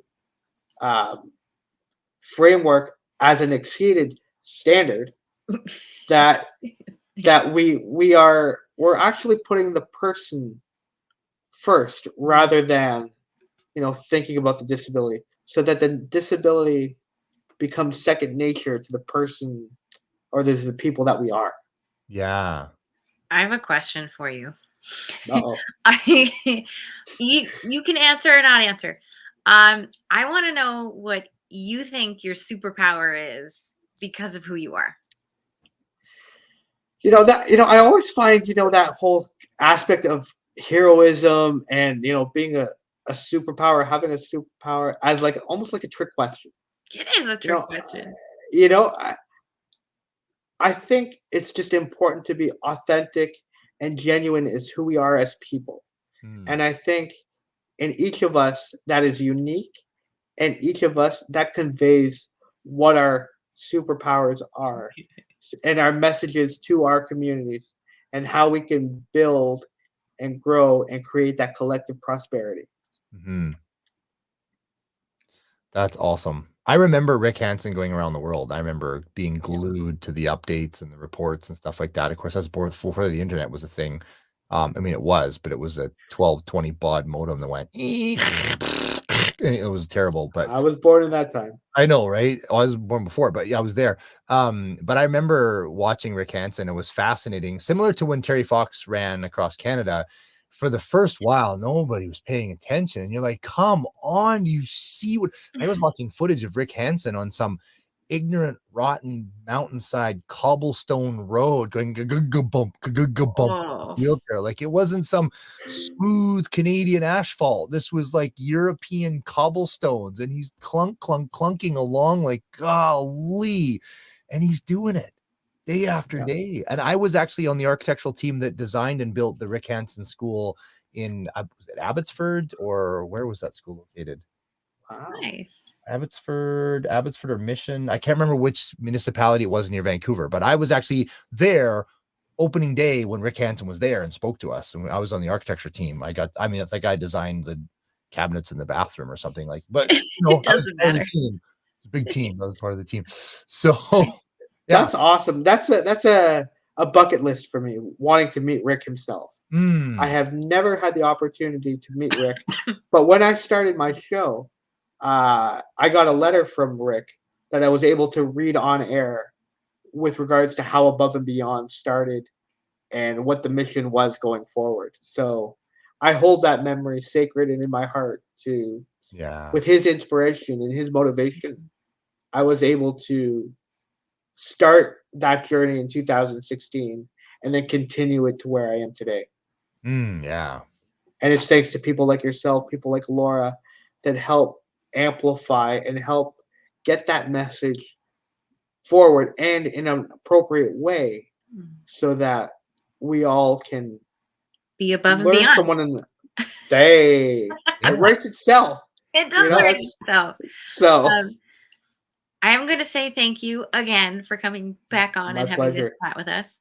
Corey My is going to pleasure. join us here in a moment, and then his guest will be here any minute. So thank you guys once again. thank you so much. Thanks for coming back on, Anthony. No problem, guys. Take care. Yeah, Bye now. take care. All right, to bring Corey back on, in a moment he'll turn on his camera. But that was spectacular. I'm glad we had that ability to bring Anthony back on and have a little bit extra time with him. That was fantastic. I just got a message that Corey's got to turn on his camera or something, so we'll give him for that to happen. But yeah, it says they will need to connect before you can move on stream. Fair enough. Please stand by. We are experiencing technical difficulties. Oh, there he comes. There he is. There you go. Mr. Yeah, that was Portland, weird. the man, the myth, the Monday Midnight Movie. I love that. Wow, that was a whirlwind. I had I don't know if you saw that message, but I had an interview today that was pre-scheduled, and because you guys are handling this week, I didn't, for one of the first times ever, I didn't carry over the interview today into my calendar, and then I went to Rosalyn, who I was on with, and said, "Uh-oh." So what she did is she finished me off at the end of the break in between her show. Like she does an hour and takes a break in between. So it worked out. You wouldn't know it otherwise, but you got to love trying to juggle like that. So sure. We've had a great time. We actually brought Anthony back on and had a little further conversation, which was really just another layer of spectacular. So I love that. So how was the day so far today then? So energy filled. Yeah. Yeah, Like really good. It's great when I at least know the other person that I'm talking to. Sometimes I have time to look stuff up, and yesterday I didn't because I had to take my daughter to the doctor. She's feeling much better now. Just FYI. Awesome. Very cool. But yeah, that was great. I love how we get to partner that way too, and I'm always amazed at the similarities. But the fact that you knew Julia so well and I didn't know her at all, that was great. We were really able to, I think, bring two perspectives to the table. It'll switch later when Rob comes on. I'll be like, I just read about Rob this morning. Yeah. And I've known him for 22 years. So yeah, that'll work. I want to save his whole website as screenshots on my computer. And personally, I love that part of it. Like I love the part of getting to meet somebody new that's introduced through somebody else. And in fact, when it comes to this show or other shows that we do, that's why I say to so many the host guests, I say, bring your own people, tell me who you want to bring on, because otherwise I'm doing it over and over. And it's not as exciting to me. Like, yes, I love introducing the world to people that I've met that are amazing, and there's no shortage. But I like bringing on people that I'm meeting for the first time as well. You know, I think that's even just as exciting, or maybe sometimes more exciting. And was I just there was another, trying to remember what event it was recently, but anyway, I did an event recently, and I said to somebody, you know, you can invite every single guest. Not one person has to be somebody from my network. I'm cool with that. And so I love that. So, I mean, you know, I hope next time when we run this event, you guys fill it up and it's all your people, and maybe a person or two of mine. So, but yeah, so I love that. I think it's really cool to get to meet people for the first time and introduce them for the first time. And so that's what's exciting about this to me. The last time you and I were doing this show, it felt weird to me. I'm just going to share it with everyone. It felt weird because you know or have met all of these people somewhere before, and you have so many stories about who's connected to who and what they were doing, and you also have the memory for their books and their names, and just, I don't have that kind of memory. So I'm sitting back here going, okay, I have to remember this name and this name and this name, and now I've forgotten, and now I don't know what's going on. So it's really nice to have people that, you know what, Laura? Well, and just funny because Shelly, my girlfriend, which I mean, I just say Shelly, most people know who she is. So, but Shelly is here and she's working actually on the replays from the boot camp. We're almost done. You didn't hear that from me though. But anyway, when you said about I don't have that kind of memory, she said most people don't. So I don't know where I got it, but it's just I obviously it's a good thing to have as an interviewer though. I'm not going to complain. Yeah, I've been working on it a lot, and still. Like, I know I met Rob somewhere. I know his face, and I'm not sure if it was something random in person or if I saw a video of him somewhere. I don't know, but I do recognize his face, so I know that I've met him somewhere. Yeah, cool. Well, that'll be fun to make that connection. I'm really enjoying the conversation. Just giving you guys a heads up. I don't know if it's my internet that's freezing a little bit, so I'm going to switch to another one of my other internet. So if I disappear for a second, I'll be right back. But I just wanted to tell you. Sounds good. Yeah, I'm really enjoying the process, Laura. It's really fun to be on with you, and I think we partner really well. I think, you know. I think Corey knew that. Yeah, could be. Because when he reached out to me, he's like, I'm thinking the other person I'm going to ask is Scott. I was like, oh, I'm pretty sure he was in a bike accident too. We can talk about something. Yeah. So, can you guys hear me okay? Yes. Yep. Okay. Hopefully this is better. Shelly just said she noticed because she was listening yesterday that when she was listening to Lance, that she said he's the closest she's seen to have the same memory as me. She was saying he was, I didn't get to hear Lance yet, but she said he was just grabbing quotes and all this stuff from same idea. He's crisp. Ooh, he's on his A game. You know, one of the things, Corey, that I was saying yesterday with the talk with Lance that I'm finding fascinating about this, and I hope that our listeners are finding it as well, in the positive sense, is that I definitely want to work with Dr. Amy, and I'd love to work with Lance, and I really want to work with Dr. Joe. And like all of a sudden I'm like, oh, I don't have time to keep adding courses. Like I'm already, I'm working with self-publishing and getting my book out to #1. And I'm also working with a nutrition PhD guy. I'm learning his whole thing. And then now I'm adding Dr. Amy, and then I'm like, oh, I really want to do Lance's stuff too. That sounds great, but there's just not enough hours in the day. Good. Reverse engineer it. Find what your intention is. Yeah. Your big message, your big goal, and then what is going to help you get there. And when you have time on the sides to do the other things, do the other things. I think it's about remembering it doesn't have to happen today. Are you sure? You know what's funny though, Scott, that you say that is we have I'm looking at the name. Brain Tap is the name of a product that we have here, and it's a product you put on and it does meditation and it's supposed to get you to a level you normally couldn't get to.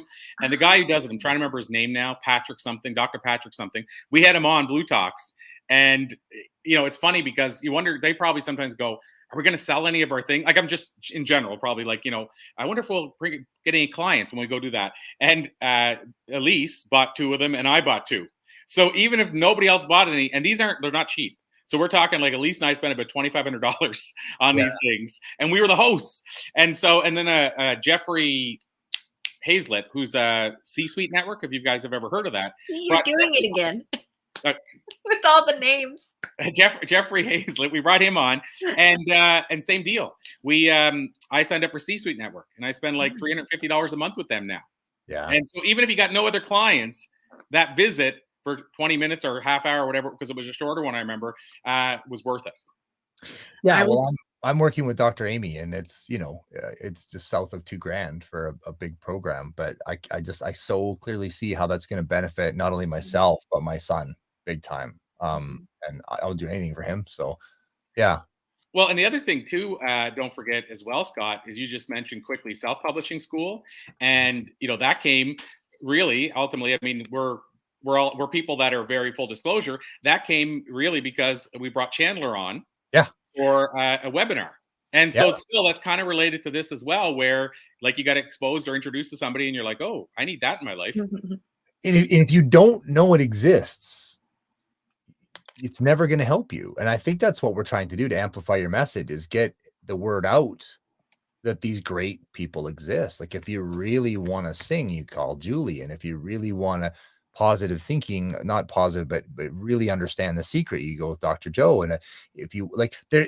it's knowing that exists rather than just puddling around stuck going, well, I guess I'm just stuck.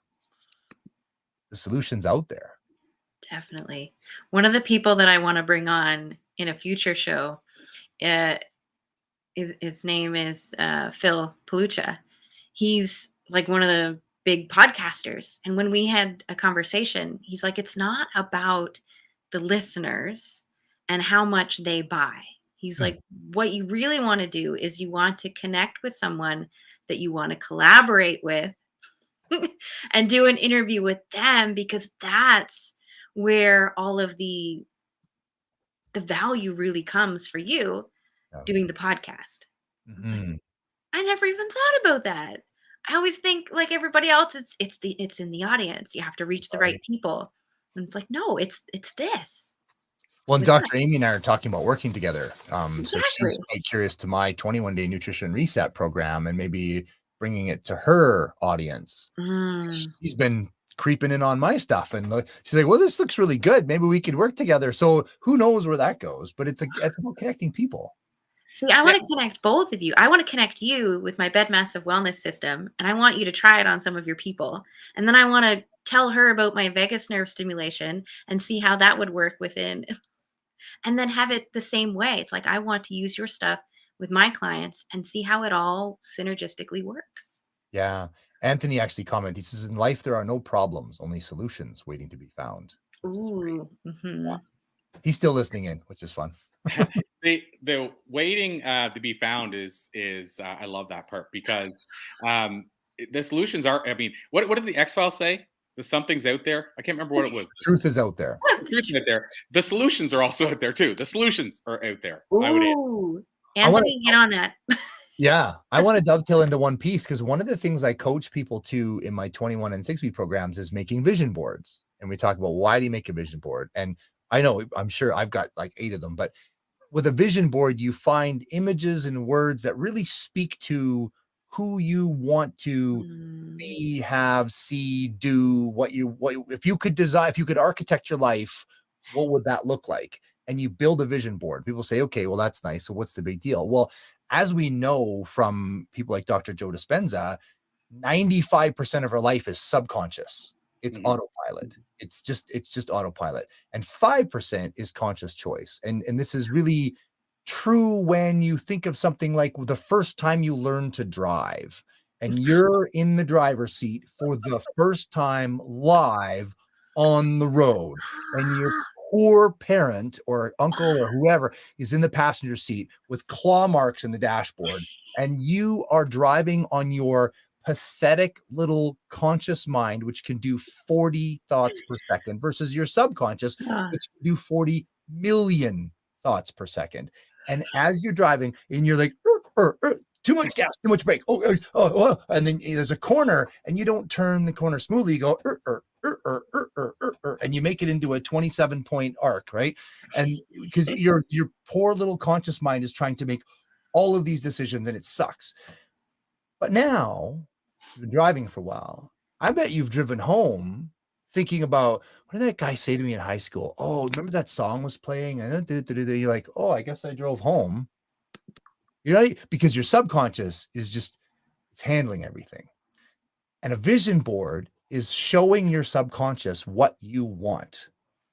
And then your subconscious just starts to pay attention to that in the universe. Like at any point you go to a big city, any big city, you go to Los Angeles, there are 100 radio stations on every second, but you're not tuned into them. You're tuned into one radio station. Maybe it's country or it's rock and roll or it's classic rock or it's whatever it is. You're tuned into one radio station, but your subconscious can tune into all of them and go, hey, remember you said you wanted that? It's actually right there. And off you go. And I feel like that's meeting all these people, is your subconscious is finding what you said you wanted. It's just right over there. Yeah. Does that make sense? It absolutely does. And so I see my guest is backstage. Good. I want to bring her on. And Scott and Laura, I'm going to give you guys a break. I know you guys have had a long day, but you guys can, if you're cool with it, hang out backstage. And then I'll bring you guys right back on for the next guest. But when I do, for a second, I found it. I want to show you guys my vision board that I did, because it's unique from anything I've ever done. And I'll also explain how we did it that's different. So I think you guys will like that. So remind me, keep me honest on that. But I'm going to, if you guys are cool with it, I'm going to send you guys backstage, bring our guest on, and make some magic happen, and then bring you guys back on. Awesome. Very cool. Awesome. Scott and Laura will be right back. Don't adjust your channel. Hello. Hello. How's it going today, Claudia? Good. How are you? I'm doing fantastic. I didn't realize this was live. I'm sorry I'm late. Oh, no, it's all good. We'll make it work. We have about 20-ish, 25 minutes, which is fine. That's Awesome. perfect. Podcasts these days, most of the interviews we're doing now are 15 to 20 anyway, because That's perfect. Yeah, Who needs to talk longer than 20 minutes anyway? I was listening to the very end of what that gentleman was saying, and I agree completely. That's how I became an actress. I knew when I was a little girl that I was going to be an actress and that I was going to be in movies and television and successful. I knew that when I was about 3, 4 years old, as soon as I could think and talk. So maybe 2, 3 years old. And my path in life went straight toward it. And I'm the only actress in my entire bloodline. Wow. You don't hear that often. Usually it's like this Hollywood legacy that goes down generation and generation. No, my dad knows everything about our family, and he said I'm the only one. There's a lot of artists, painters, singers, PhD, doctors, professors, things like that. But I'm the only actual actress. Amazing. Well, and, I wanted to jump in right from the beginning and, give people a little bit of context, because I want to ask you about being an actress and basically being almost like an entrepreneur, because I feel like you've become almost like an entrepreneurial actress just based on me doing a little bit of research. But most people would have known you at first. And I want to ask you if this is, in your opinion, if it's been good or bad, but because sometimes we get into a big role and we're known for that big role. And I'd love to get your take on that. But you were in a really big role that I think a lot of people would know you for, especially with, we have the great comic conventions and Comic Cons and stuff. So I'm sure you get a lot of bookings based on that role. A lot. Okay, perfect. Well, can you tell us what that role is? I mean, I think people will probably know if they'll probably recognize you, and also with what you have in the background, they'll probably know, but I'll let you tell us. Is it okay that my cat is here? It's more than okay. Both of them are there now. Goldie and Oreo is walking behind me. I have two cats too, and they are always in front. So. I am a huge cheerleader for Back to the Future, and I played Jennifer Parker in the original Back to the Future. My friend Cliff in Hawaii actually painted this. And my pictures and everything are here. My housekeepers are here in the other room, so I came into my office. I am an entrepreneur and an actress, and I'm still acting every now and again when people find me. But my men's resale shop in Studio City is 30 years old in the same location. I opened it when I was 25. Wow. I love it as much. I dressed a man yesterday. It was his birthday, and I dressed him in a cashmere Brioni blazer and a beautiful camel long double-breasted overcoat, and also a beautiful gray 3-piece suit that's brand new. He got all of that for $1,250. The blazer alone retailed for $7,000. Just the blazer. So what my store is a place where men can find comfort and safety and joy. And I dress them. I have very high-end clothing, and it's very discounted prices. He paid yesterday less than the men paid in tax for those clothes. And I really think that men have a feeling of power and control and esteem when they're wearing incredibly high-end clothing. You know, a very high-end suit in the a very high-end suit in the back of the pants, there's a split. So when the men sit down, the pants open a little bit and they're comfortable. So if you're wearing a suit, a Brioni or an Armani, or Menagildo Zegna, something that feels like you're wearing pajamas, you're going to be far more comfortable with yourself than the man wearing something that feels like cardboard. And the only way to have those high-end clothing is to spend a fortune. And I think that's not fair. So I want every man to have the ability to wear super high-end clothing. I laugh. I tell everyone, all you have to do is walk in with your wallet. I do all the rest. I find the clothes for you. I can look at you, know what size you are. I show you how handsome and lovely you are. And I have new things all the time. And 30 years, I still love it absolutely as much as the very first day I opened. Oh, and I'm open only by appointment through ArmaniWells.com. So if you go to the store, I used to have fans from all over the world come, and that was fine because I was open to the public. But now, if you don't have an appointment that you've scheduled through ArmaniWells.com, the store won't be open. Amazing. It's helpful with COVID world, and also personally, it affords me the ability to travel around the world and do speaking gigs. And I've been a keynote speaker, and I have so many Comic-Cons scheduled and appearances. So it's a beautiful conglomeration of my world. So I'm my store. I'm Jennifer Parker from Back to the Future. I'm my church. I'm mom to my son and my kitty cats. And that's my life. Oh, and I write poetry. Wow. Well, so it's amazing because you mentioned the speaking engagement side of things, and I'll tell you, I'm going to ask you a question very soon that I call the time machine question that I told you about via email. Well, how the idea came up is I was interviewing somebody who booked you for a speaking engagement, and he said, Corey, you should come and ask her the question while she's here on stage.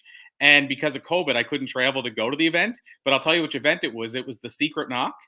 Oh my goodness, I'm going. Yes, it was so much fun. I'm still waiting on getting the email of the interview I did. That was one of the most fun events I've ever been to. And it's coming up again in March 21st, 22nd, and 23rd in San Diego. Everyone should really look it up and tell them I invited you, because you can't go unless you're invited.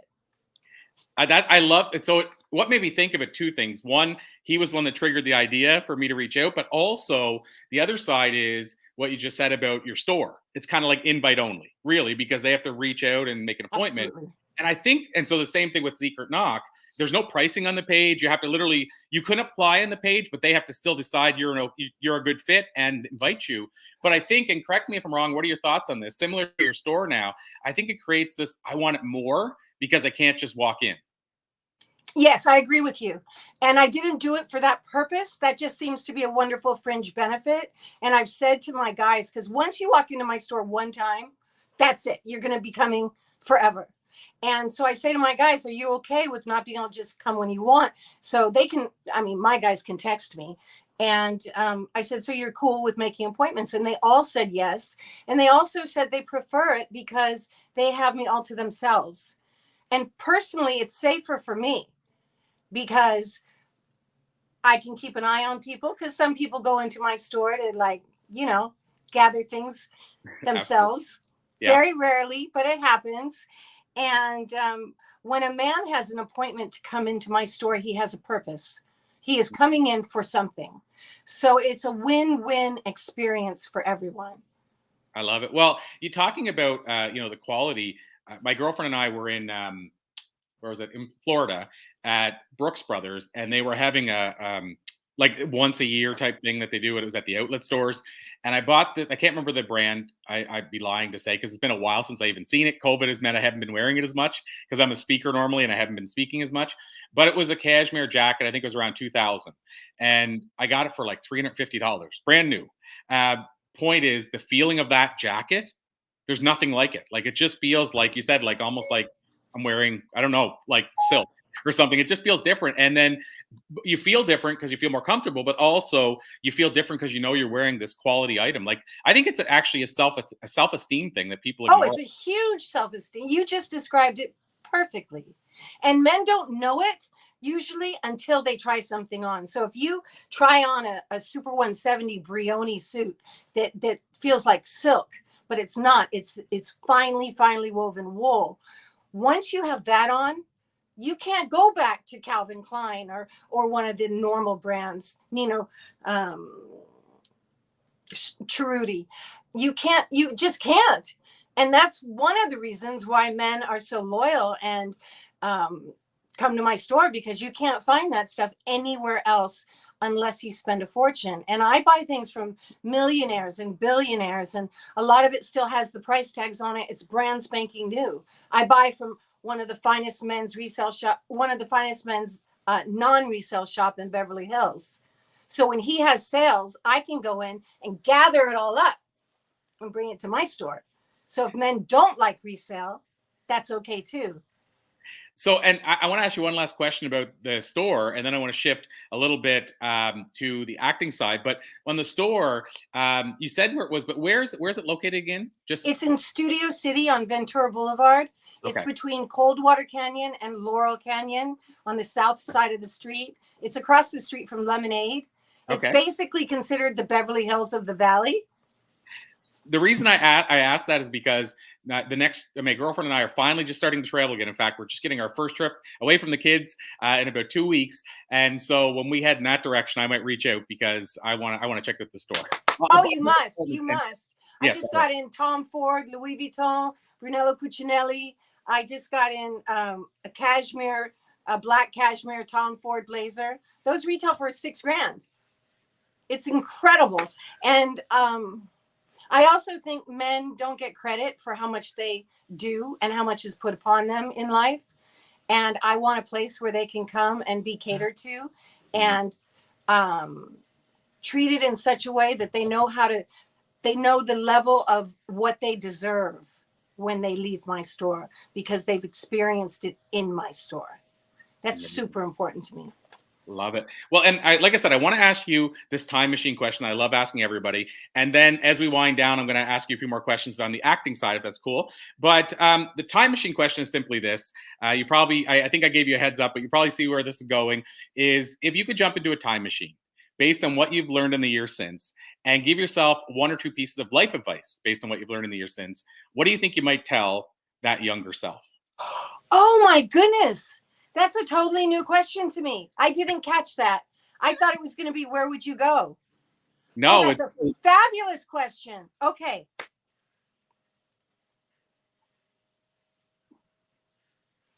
I would go back to where I was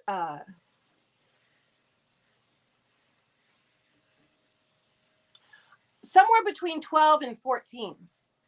I was on television for the first time when I was 11 or 12. I did 10 operas between the age of 8 and 12.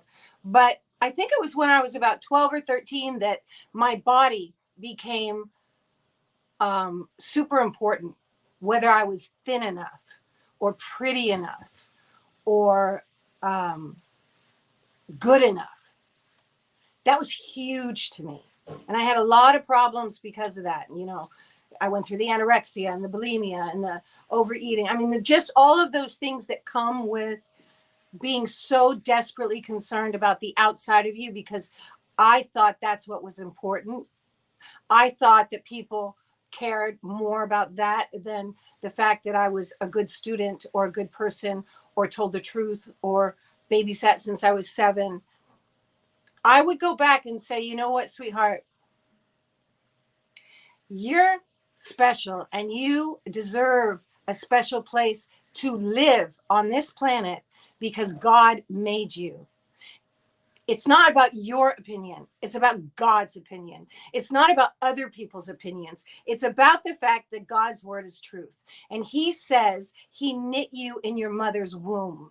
He says he made you for great purpose. He said he made you beautifully and wonderfully. And our spirit is always perfect. Our spirit is what matters. Our spirit is what people are drawn to. So we have body and soul, which most people know we're two parts, but really we're three. We're body, we're soul, and we're spirit. And the spirit is God in us. Like water, ice, and steam have the same ingredients. So if I choose not to listen to the mean in my head, not to listen to the judgmental agents, managers, other actors, but to really just believe, choose to believe and trust what the word of God says about me. And that's it. That's the truth.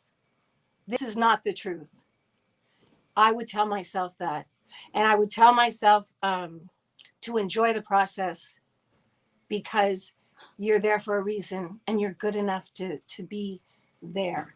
So really, truly enjoy the process instead of being so mean to yourself and so kind to other people. Be kind to yourself as well as kind to other people. Mic drop. Wow. I love that.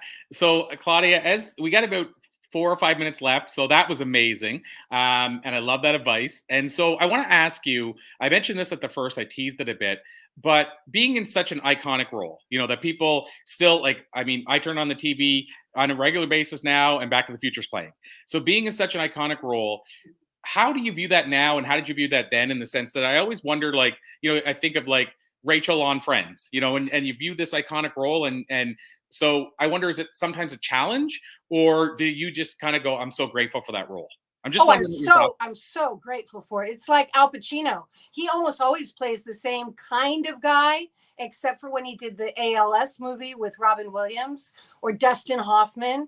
Not that I'm comparing my skills to them, but in terms of being pigeonholed for a role,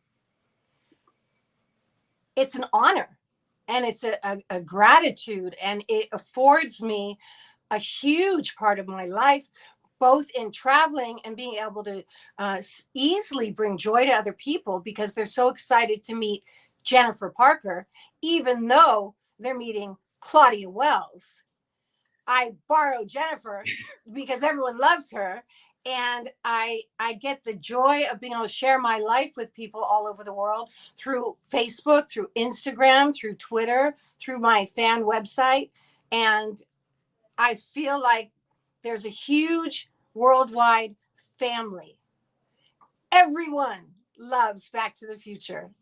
I have never met one person who didn't love Back to the Future. And it keeps on going. There's Back to the Future, the musical. My friend Jim texted me a picture holding a Jennifer Parker card from the Back to the Future game. I didn't even know there was one. So, and all these pictures, I mean, it's a financial benefit for me as well. I get paid to do all these things I do, and I don't have to pay a penny.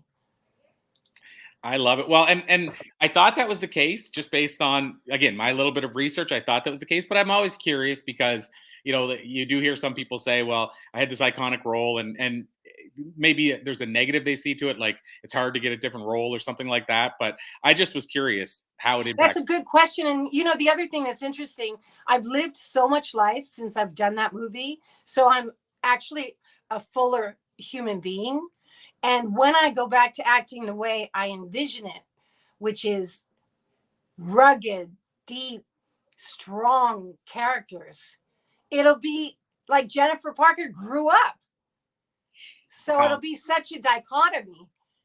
I'm excited. I think it's all good. I mean, I'm going to Scotland on March 8th, and I'm going to Plano, Texas, March 17th, and I'm going to San Diego, March 21st. I mean, who wouldn't love that? And that's, I mean, is it safe to say most of that is because of the Jennifer Parker role originally? Like, is that all of that? is All of it. because of Jennifer Parker. All of that. And I guess, again, we just have a few minutes Oh, left. actually, you know what though? Also, here, I'll show you something that a friend made. Because sometimes people come to my table and they're like, why don't you have anything from Fast Times? Because I played Linda Barrett in Fast Times. Or why don't you have anything from Herbie the Love Bug? So now I do, but this would show like, it's so cool. He made it.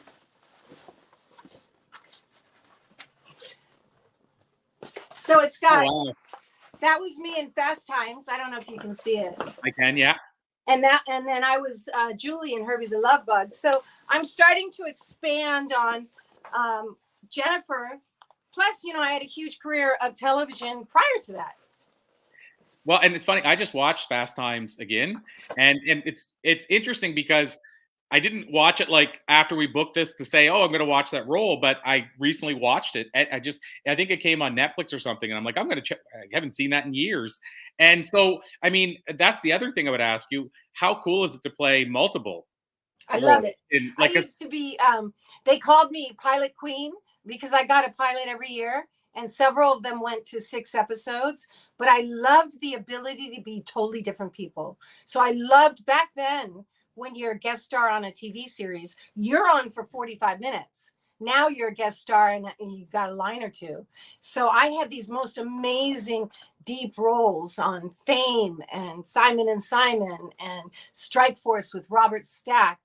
And, I loved it. And then I did Off the Rack with Eileen Brennan and Ed Asner. And then I played Ed Asner's daughter in the movie of the week, Anatomy of an Illness. And I was with Martin Sheen. He did his directorial debut when I did Babies Having Babies. It's just, I love different roles. I love, I'm a chameleon. And I think great actors probably most are, right? Like you have to be almost, right? But I mean, I think that's if you enjoy it. And if you enjoy, as you said, just being able to have those different roles and play those different people. I love it. It's like recess. When you're at recess and you play house, I'll be mom. That's acting. I love it. You have such a great attitude about it, and obviously, you can tell you're totally grateful around it, and that's so great to see that somebody that actually loves what they do and what they've done.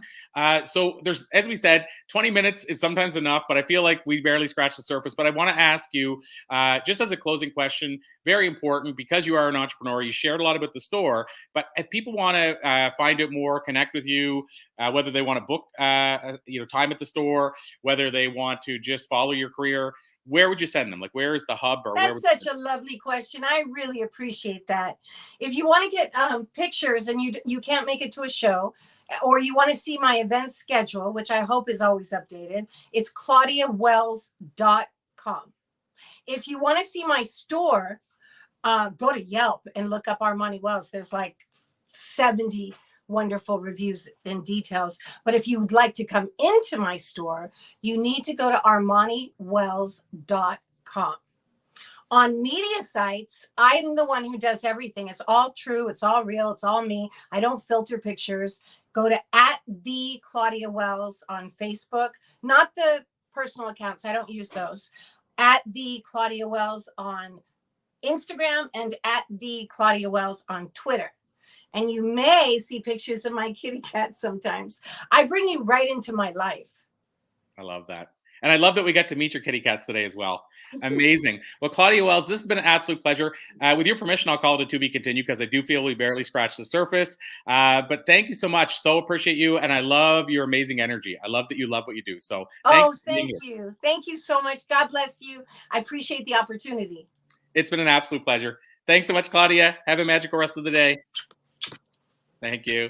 And so, Scott, I'm going to bring you back on. And Laura, I know your next guest is here, I think, in the backstage area. I told you that I would share one quick thing. I don't know if Laura's back with us or not, but I said I'd share one quick thing. So I'm going to share this with you guys. Let's see here. I'm going to see if I can share this quickly because I told you guys about my vision board, Scott. Yes. So I don't know if you can see it this way. I was gonna actually put it up as like a share, but can you where are we at here? Can you see that at all? Oh yeah, cool. Yeah. In the middle So of what the we did screen. this year Yeah, we did like a kind of a gothic type look. Yeah. And in our living room, Shelly has one like that, and I have one like that. So it actually, instead of just being a bristle board vision board, it actually has like a feel to it. Like it enhances the room rather than takes away from it. Right. And it's honestly, there's not as much on there as I would normally have. And part of that's because, and maybe it's a gratitude thing, but I feel like I've achieved a lot of the stuff and feel blessed, and I didn't want to overwhelm it. But I will say this, one thing that's super cool is the top thing on it, and I'll see again if you guys can, it's hard to do this in show, but can you see right above the bike there? It says 2020 book. Yeah. So what it says is our 20 favorite 2020 books. And what's really wild is I put that together. I can't remember the date Shelly and I did it, but I put that together. And about 2 weeks later, I got the list from Thinkers 360 that bLU Talks was on the must-read list. Nice. So I put it on the vision board, and weeks later, and it went nowhere. I didn't we didn't submit or nothing. They just out of nowhere. So anyway, that's the power of vision boards. They do actually work. They do. And I think I've got 6 or 7 of them. And what amazes me is when I build a vision board, I do the whole process, and then we get busy and I move and I clean my office, and it gets hidden behind something for a while. I'm not even looking at it. And I find it and I pull it out. I'm like, holy cow, we did that and that and this and that came through. And some of the things, they don't even make sense that they happened, but they did, because that subconscious is just looking for the connection. So yeah, it's amazing. Well, I'm gonna let you guys bring Rosalyn right on to maximize the time. Oh, Laura brought her vision board out. I love it. I wanted to share one thing. See this lock? Yeah. Anthony gave me that as a reminder of the things that I have unlocked within him, and to always celebrate the work that I don't notice that other people do. Oh, that is awesome. Amazing. I love that. So great that you share that, Laura. Thanks for bringing that out. And I showed mine. I don't know if you saw it. I just showed a picture of mine. I don't have it here with me, but like I said, I'm really excited that we got to build a vision board that, like, it looks cool in the house as well. It's in our living room. Everybody can see it. But to your point, Scott, I never actively look at it. And our previous vision board, Shelly and I had it in our hall. We walked by it all the time, never looked at it. And then when I finally looked at it, like, we left it up longer than normal, like 3.5 years, looked at it, like 90% of the stuff in the vision board had been accomplished. And I never actively once said, hey, I want to do this. So yeah, there's something to it. There's some sort of magical power. And speaking of magical power, magical energy, I'm going to disappear so you guys can bring on some magic energy. Rosalyn Fung, it's kind of wild. Rosalyn just had me on her show. Then I had to rush over here to interview Claudia on this show. And now Rosalyn's rushing over here to be interviewed by you guys on this show. So there's a lot of Roz energy today. So I'm going to... I love it. I love it. That's so fun. I'm going to say bye because I'm going to run off and let you guys take right over. But thank you, Roz, for doing this. Thank you, guys. You guys are awesome. Thanks for giving me a short interview there. And I'll see you guys in a little bit later. Woohoo! Woohoo! We're going to have some fun. Hi, Scott. Hi, Laura. I'm so excited. So good. The crazy, awesome, amazing energy continues well into day 4. Yes. Rosalyn. Hopefully no internet issues this time. Yeah, which is good. God's an hour one, right? Oh no. One of the things we are doing that's maybe a little different. I know I've been on lots of podcast interviews, and I know you have as well, where you send your bio and the podcast. I'd like to bring on Rosalyn Fung, and she has, like, okay, and that's a way to do it. But what we love to do is go, Rosalyn, please tell the world about yourself. Awesome. I will go ahead and do internet that. issues. It's the whole energy thing. Are we good? I'm good. Okay, good. Hi, Laura. Oh, is it? Okay. Awesome. So I'm Rosalyn Fung. I'm an Akashic visionary life and business soul coach. I help light workers, coaches, healers, practitioners, therapists, anyone in the personal and spiritual development world, really client attracts and soulfully sell. And I do that through mindset, belief repatterning, opening the Akasha, so accessing the records of your soul, and of course, bringing in all the strategies and systems so that you are creating that 6-figure and beyond business in a fun, bold, and sexy way, the way that you want to do it. It's be, do, and have. I'm also a facilitator of life and leadership certifications through my pillar of my business. It's one of my business partners, Flourishing Life Coaching. So that's a little bit about me. That's awesome. And for those that don't know, what's Akashic? Like, that's a word. Yes. Oh, What's I could jam about Akashics all day. I'm actually opened up right now. So we're in my book of records and I'm just going to be receiving downloads. So basically, it's accessing God consciousness, non-religious. And I'm channeling, if I'm doing readings for clients, then it's their angels. There's masters, teachers, and loved ones. Masters are the angels with them all their life. Teachers are for specific lessons, and loved ones are people who they knew in this lifetime and have crossed over. So the beautiful thing is every Akashic reader is very different.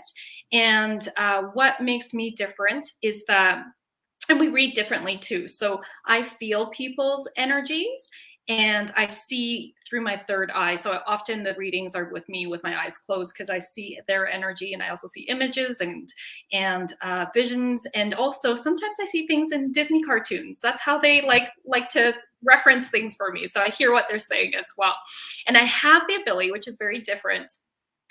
For most, I don't believe most Akashic record readers can do this, but I can clear anything that doesn't serve and support in this lifetime and past lives with light language, which is language that only your soul can understand. It bypasses the cognition. I'm a former registered psychologist, so I bring in all of that too and do a somatic healing sometimes. The guides have me do that. And then I have the ability to also see people, what's in store for people's future. I'm doing this because this is usually, I'm a mover and shaker in my readings. It's like you get all these play-by-plays. It's really fun.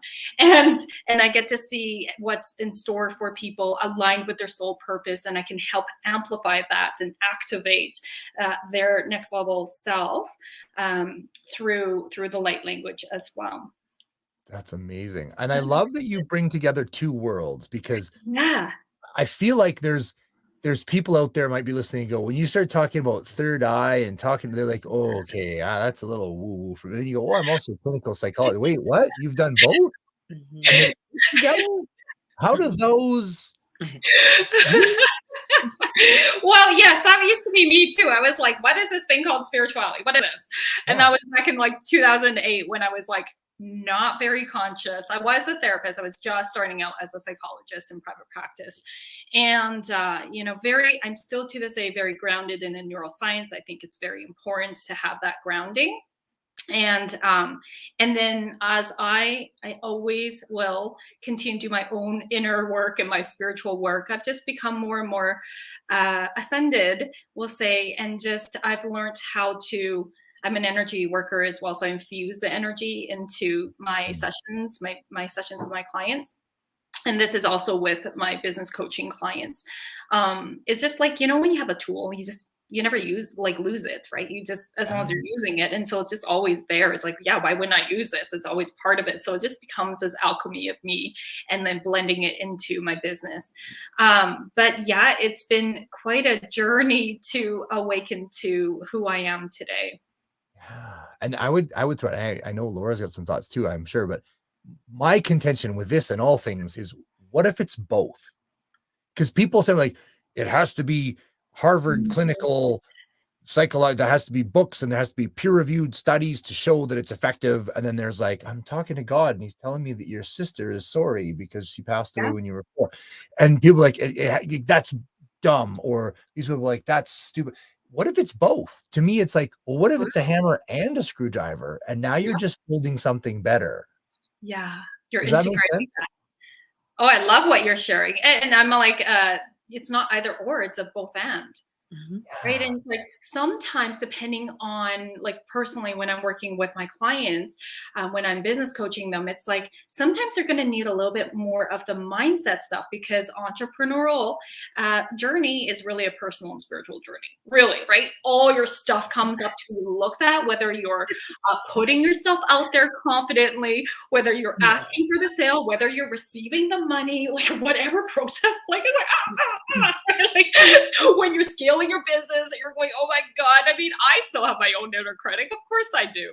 It doesn't go away. But what's really important is that we're able to not let it drive the bus. We're able to manage it so that we're leading with our highest self. And so sometimes we're going to pull out more of the, for me, it's a psychological tools and helping people shift their mindset. Sometimes it's going to look more like the systems and strategies that are going to help them client attracts and monetize. Sometimes it's going to be more like, hey, let's see what your guides have for you in store, right? And just having those tools, like you knowing which one, when to pull them out, is really, really beautiful. And it creates more of that limitlessness and taps into our own ability to be completely creative, that we don't have to be stuck in this box. I'm not all about being in boxes. That's why I left my license as a psychologist. I do not want to be held back. Yeah, that's so true, isn't it? Laura, you got to have some thoughts just brewing. I know you do. Well, yes. And I was like, am I going to hear a full sentence? Because it kept doing Probably this. not. My apologies. I know Roz, so That it broke helps. up again. Yeah, it's frustrating when you're on a call like this and your internet's a little sketchy. No, it's Roz. She does this every time. Every There's so time much we're on a energy. call together, It you is- just it is do a thing, something to like- the internet. I get it, because sometimes when I'm on with a specific healer, like in my own session with her as me as the client, sometimes the internet is so glitchy we can't even get the session like we'll complete the session, but it is super glitchy because we're both very energetically powerful. So sometimes that happens. She's like, this does not happen with any of the other clients I have. I'm like, yeah, we're both like, I guess, captains of some sort of galactic ship in a past life. So Well, it's big energy, right? Everything is energy. Everything is energy. The internet runs off energy. Wi-Fi is just energy. Cat 5K, that's just energy. So if your energy is really big, it can cause that disruption. I mean, we get a solar flare and all electronics go nuts. So it's just energy. So that makes sense.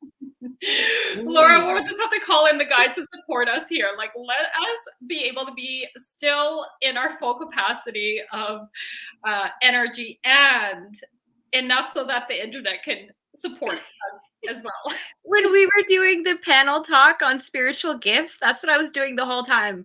Because I wear a watch, or I used to wear a watch, and I would kill the battery within an hour. Just like completely fry it. Wow. So now I'm just like, okay, internet with me and Roz. Yeah. Same room. Okay. Roz, I want to know what you're working on recently. I know that you've shifted during COVID. Not a whole lot, because you already had wonderful stuff going on with the whole spiritual business. Yeah. I figured you did. I want to know where that has taken you. What is the spiritual journey that happened in the last 2 years? Absolutely. Where are you going? Yeah, so I'll speak more so, like I shared, happy to share, always happy to share, like my own journey personally and how I have ascended, and then what that for me has looked like in my business, right? Because everything is reflected back to us, like the results that we have in our life, whether we desire them or not desire them, we have co-created that. Right. And it starts with our mindset, it starts with our beliefs, it starts with our energy. And then that's also then energy is emotions and energy. Emotions in motion. So I remember, so we're going back, I cannot believe it's been 2 years since I've been there. But I remember, because it's probably not a big surprise, I'm an extreme extrovert. And for me, that looked like, just really being out there and loving go with my friends' places and loving go out. And I remember, like, after the first lockdown, it was really tough for me. I was like, oh my gosh, like, wow, like I really can't see my friends right now. Like I can't. And it was like almost this complete anger came up eventually, because I was just like, I can't handle this. Like my biggest resource is I get recharged being with my friends. Mm-hmm. And so I'm just like, oh my God, I'm like just and my kids, I have 2 boys. They were just, that big adjustment with like homeschooling. And then my husband also working at home as well. He's a certified financial planner. And then my brother losing his job, and we just said, hey, come in and move in with us. And like, you can support us with the kids. It was beautiful that way. But then, like being in the home all the time with all this energy, It's just like, oh my gosh, what do I do? Yeah. So I remember having a meltdown. I literally was just so angry, and I'm sure people would not be able to picture this. But I have a temper. I'm sure people can be like, oh yeah, I can see that. You know, I'm passionate. Green eyes. I already knew. You're redheads, of course you do. I have fake red hair, so. But yeah, I'm a fire sign, and I remember like literally losing it on my family members. I was like, what is coming out of my mouth? Like, oh, let me take that back. Let me take that back. But I couldn't, and I'm just like, I'm so angry right now, and I think the trigger, because it was building up. And at this point I had like, you know, gotten creative with my friends, like, let's meet outside, let's do like, you know, park in a circle in the parkade, and we're distancing, and we're, you know, do you remember that? And then somebody on social media was like, you're gonna get fined for that. And I'm like, F this, right? So the final straw was when I'm like, I just need to go to the neighborhood Shoppers Drug Mart and just go self-soothe in the aisle and just like look at the things, like just be in public, like just let me go. Lipstick. And Dad was like, are you sure that's a good idea? I was like, and so anyway, I remember driving to the Shoppers Drug Mart, sitting in the parking lot, just crying, like just letting everything release. And I just felt bad about how I reacted like that. I was like, who was that? Like, holy crap. Like, I've not let that inner teenage ragey girl out in a while. So I'm like, we need to go have a coaching session with my coach. So I had a session with her, and what came through that was, Roz, perhaps this, because everything we you know, I really take radical personal and spiritual responsibility. That is the deepest value I hold. And it's like, life is not happening to me. Life is happening for me and through me. And so how is this, even if I don't like it, right? How is this happening for me? And so what I recognized was, this is an opportunity to come home deeper to myself. This is an opportunity to get really connected with my introverted self. And at this point, I'm like, I got one. I was trying to connect a little bit more with her. But I will say, you know, fast forward, when I embraced that, I really actually became much more, I would say even today, I'm like a lot more ambivert. So I'm outgoing, sure. When I'm out there, but like, I don't feel like I need to be always out there. It was like, this was a thing that allowed me to just be still and so deeply comfortable with me. And I reach places in my own relationship with myself, which I always say is the most important relationship aside with the one with the higher power. But it's like, I got to connect deep in these places and release what really no longer served and supported me, and really like allowed myself to raise my level of consciousness. Like, if those of you who get this, is like, raise the veil, right? And just like, I could see more, I could elevate more. I literally was more, my psychic abilities literally came in stronger. That's awesome. Yeah. And so, sorry. One of the practices that I've really tried to employ, and it became much more available to me when the whole thing hit 2 years ago, was in reaction to some crazy bad situation. And I'd been practicing it for years. I feel like I became a master of it when COVID hit, was, this is awesome. And at some point I'll realize why, but maybe not yet. Might not see it right away. And we usually don't when we're so triggered, right? Yeah. Well, because like for me, on March 17, 2020, we got the provincial order to shut all gyms down. So my fitness center of 18 years was gone. Yeah. It was done. I looked at the math, and there's no way we could survive closed. And we knew it wasn't 14 days, not anything. We knew it was I mistakenly guessed 3 months. It was been a lot longer, but I knew we could. And so we lost everything. We had to shut it down, sell off all the equipment, and lost. And it was very devastating. And I was really clear the whole time, this is awesome. This is perfect. I have no idea how, but at some point I will. And now, 2 years later, thank God, it's the greatest thing ever. I have been set free. And I have manufactured and created and designed and come up with this incredible miracle life that, and what excites me is about what you do is you maybe help people see in the face of that, oh my God, what's going on? Hang on a second, there's something else going on here. And let me help you. Let me listen to what is going on that you can't hear. Am I right with that? 1,000%, being able to see people's blind spots. And this is why I love to personally work with my own coaches, because you can't see what you say. I can't see. It's your blind spot. So, right? Like, we can't see it. We can't see the whole reason for us, but like in our own self, right? And it's so important. Absolutely. Yes, absolutely. Somebody explained it to me once as, you know, you can't give yourself a back massage. I mean, you can try. It's not the same. Yeah. And then I'm like, well, I can't see my tattoo. Like, I need somebody or a mirror or some sort of tool to help me see it. I know it's there, but I can't see it. I love that analogy. Yes. Me too. You can't lick your elbow. No. I mean, you can try. But what this has done for me in terms of like business results and like the impacts it's created was, you know, in that first year, it's like, holy, like so many spiritualpreneurs, healers, and light workers, even therapists, because we mostly work like in person, was like, okay, like I don't know how to bring my business online. So 2020 was very profitable for me and for my clients to be able to like learn confidently, put themselves online, grow their visibility. It was just such an amazing, epic year. And then I was ready to scale it because I actually, good problem to have, outgrew my business model. And here's the thing.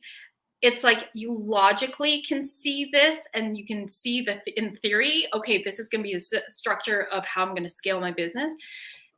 Oh, my own shit came up and I was like, I'm not ready. I'm not ready. And it really was also, I did not feel like I had the capacity energetically, if you can believe that, right? Like, but I didn't. I was just like, no, I feel like I've outgrown my business. I was a little bit burnt out. It grew big faster than I expected. And so I'm just like, I'm going to just like slow down a bit more, take 2021 to work at a slower, steady pace. And to me, it was like, that's more valuable than trying to keep up, you know, like, oh my God, and just keep, I'm like, no, I'm going to trust this. And so that last year was such a powerful year for me. This is where I got even more intuitive and I got even more clarity about what that next level version is, but also embodying in it, so that this year I really did scale my business. And so I created my Soul Ascension Business Academy, which is a 1-year group program. It's a mastermind group coaching program, hybrid.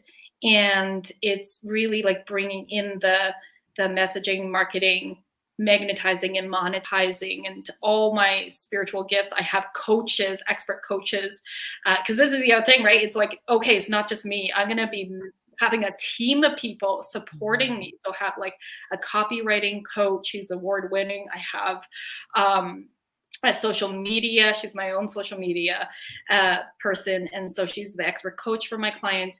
And then a clearing coach who's my own clearing coach. She does spiritual response therapy. And so all of these people are coming in to support my clients as well. So it's just so beautiful to have like this new level and new spaciousness that I know I could not have created this in a successful way last year, because I did not energetically feel I was aligned with the capacity it would take to hold such space and to then create the systems for this. So I'm proud of myself.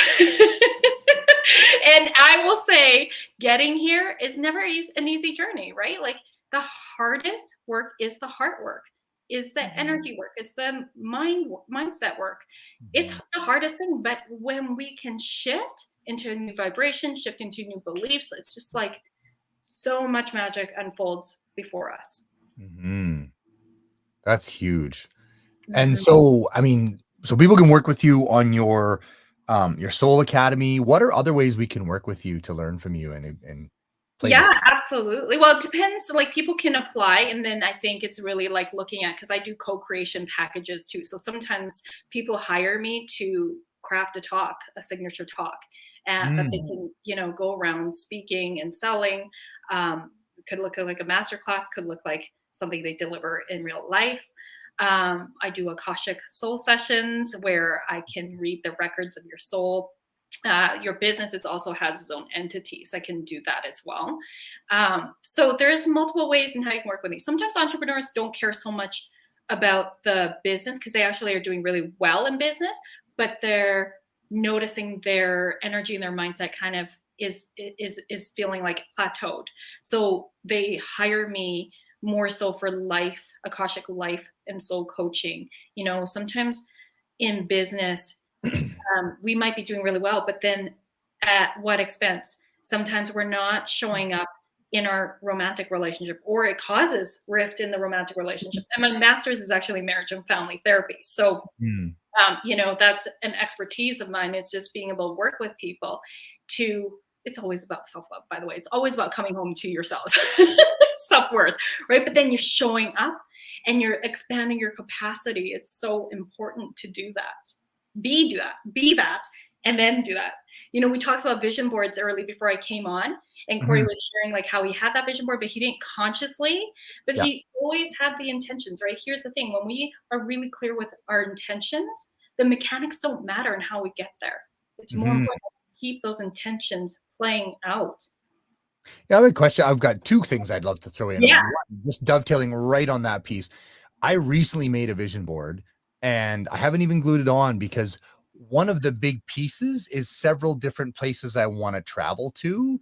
But right now that just feels impossible. And so I haven't glued it onto the board because I'm like, I don't know. Am I ever going to even be allowed to go to Australia again? Like, why even have, like, I feel like that's silly, but Not at all. I have an answer for that. yeah. So it's like playing in the realm of, okay, this is what I want, right? The concrete, tangible thing. But then go deeper and focus on what is it that would, like, who would you become when you have that?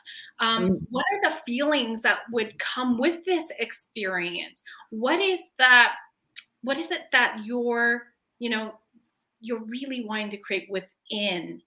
And then it would be, because one of the ways would be perhaps traveling to your dream destination. Yes. And if that's not an option, we want to focus more on the feeling.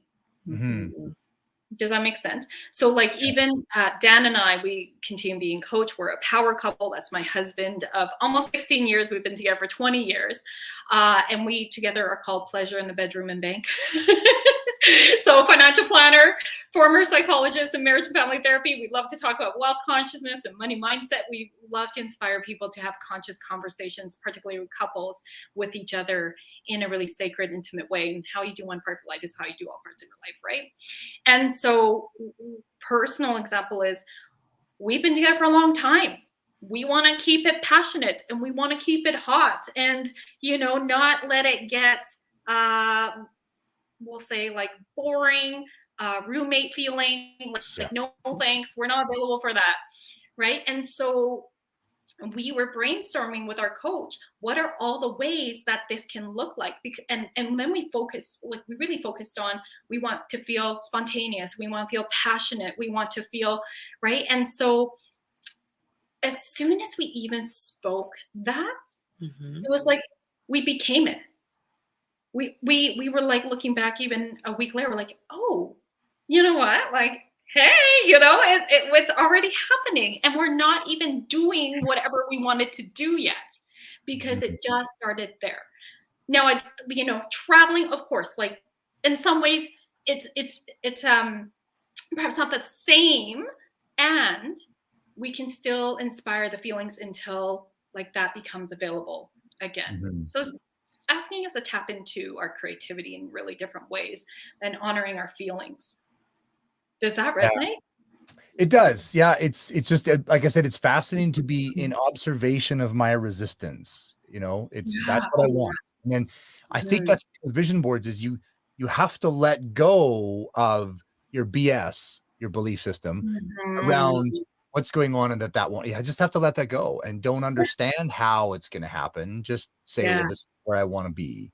Yes. Think of your vision board as something that would be crazy cool. Because Yeah, those crazy cool big ideas are the things that spur intense emotion within you. yeah, If you're thinking about that travel to a dream destination, it doesn't matter, as Roz said, if it happens. What matters is building that emotion and mhm, living in that experience, because yeah, that's what you actually want. yes, yeah. Well, and because I love traveling. I used to travel to race all over the world, and I really miss that. And I know that in the current world, it doesn't look like what I remember, and I don't really want it to be the way it is right now. So Yeah.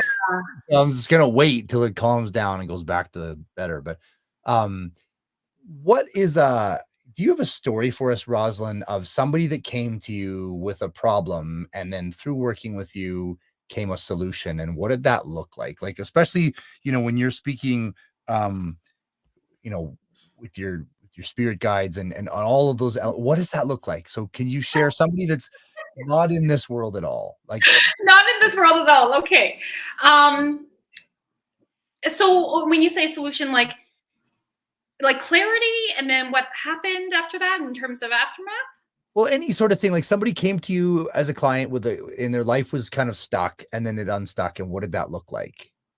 What Okay. was Now I just have, to, yeah, absolutely. And just like feeling into, because I've got so many, I'm so blessed. I have so many amazing right. clients Like and for me to frame it down. So somebody comes to me because this I'm will be well, just so I can give you a frame of reference of what I'm looking for. So I'm a personal trainer and I consult on nutrition. And a guy came to me for my 21-day reset, and he was stuck. He was in a bad mood. He was depressed. He was on blood pressure medications. He's a recent alcoholic, recovering, a smoker, and came to me. He said, "Look, I really got to get this together, and I've been resisting it for a year." I'm like, "Okay, great." We started working together. He did the 21-day cleanup program, felt good. Did another one, did the 6-week program, became a personal client. And 7 months later, he's down 76 pounds. His posture's wow. different. He's a better father. His attitude's different. He's not a smoker anymore. He's completely distanced from the drinking. He's off his blood pressure medication. Mm, That's a favorite story to tell, right? As a yeah. complete human being, Yeah. he changed from Yeah. something so simple. So do you have a story like that? One that you're just like, oh, this is my favorite story to tell because they went from here to there. I have so many, but I'll share one where I think a lot of people can really resonate with. So, and this is a testimonial that's right on my website. I have video testimonials at Rosalyn Fung Coaching, Bold Sexy Warrior on Facebook. You can Yeah. go check that out on my YouTube channel, so Rosalyn Fung Coaching. But Dr. Miriam Tashkandi, she is a medical doctor by trade. We call her the CrossFit nutrition doctor. So he really resonated with working with me. She was referred to one of my clients who is a psychologist, and they knew each other. So Dr. Miriam came in and resonated with me because I was in the clinical world as well, and I took the leap of faith, and I have created a quote unquote successful ideal for myself, right? Business and lifestyle. And she's just like, because of your background as a psychologist, she was struggling with imposter syndrome. She was struggling with understanding how to really own her worth and worth in what she does and charge. I don't like saying charge your worth. I hate that. I always say charge the worth of your services, because our worth is inherent. Our self-worth is inherent. So for me, it's really important that people distinguish that you're charging the worth of your services, because your services have a monetary value. And so when she came to me, she was pretty much very active in the online space, particularly Instagram. And one of the things that she really struggled with as well was, what are people going to think, especially people back home? She's from a different country. What are my family going to think? Because, this isn't really like a way to be. And me being also a woman of color, I think that might have played into that as well, recognizing like I probably have some background in having to break some barriers in my culture. I am Chinese. And so, you know, probably how I show up is not really an Asian way. Definitely, I give my parents a heart attack. Let's just say that. So, and I'll be speaking in the Blue Stage about it too, in Toronto very soon. So it's just like, holy moly, you're showing up, you're playing big, help me. So in our work together, what I really did was a lot of mindset work, a lot of belief repatterning. We did access the Akasha so that she can really understand, you know, what is in her future, you know, what's keeping her, and then looking at strategies and systems, how to really call in her clients. Well, first of all, though, we really had to raise the rates. Like, I had to help her see her own value, her own in the work and the impact that she had on her current clients. And she wanted to grow her business, and she wanted to be able to take her 3 children with the money she was creating in her business on trips. They also love to travel. And so in our work together, I'm so proud of her. She was within, I'm trying to even think, it was within 2 months of working together, just 2 months. She like literally raised her rates significantly. And she closed 7 high ticket clients in 1 month. So boom. And that was just like, okay, that was just a because she's like, oh my God, I'm like, just that self-belief and she just took off. We worked together for 6 months, and she's like, we're still friends. So because I get very close with my clients as well. And she was able to take a trip with her kids, like take them around, traveling around, and have more spaciousness and time freedom with her kids. So it's been incredible to watch her in her journey and see her living her dreams. That's cool. And it literally all starts again, like I said, right? Like, the success of your business is based on the psychology of the CEO.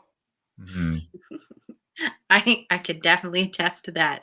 Yeah. I don't know how long ago you met me, if it was like 3 years ago, maybe a little bit longer, where when I started in my business, I had like all these ideas of where I want it to be, and people would ask, well, what do you do? I couldn't articulate that whatsoever.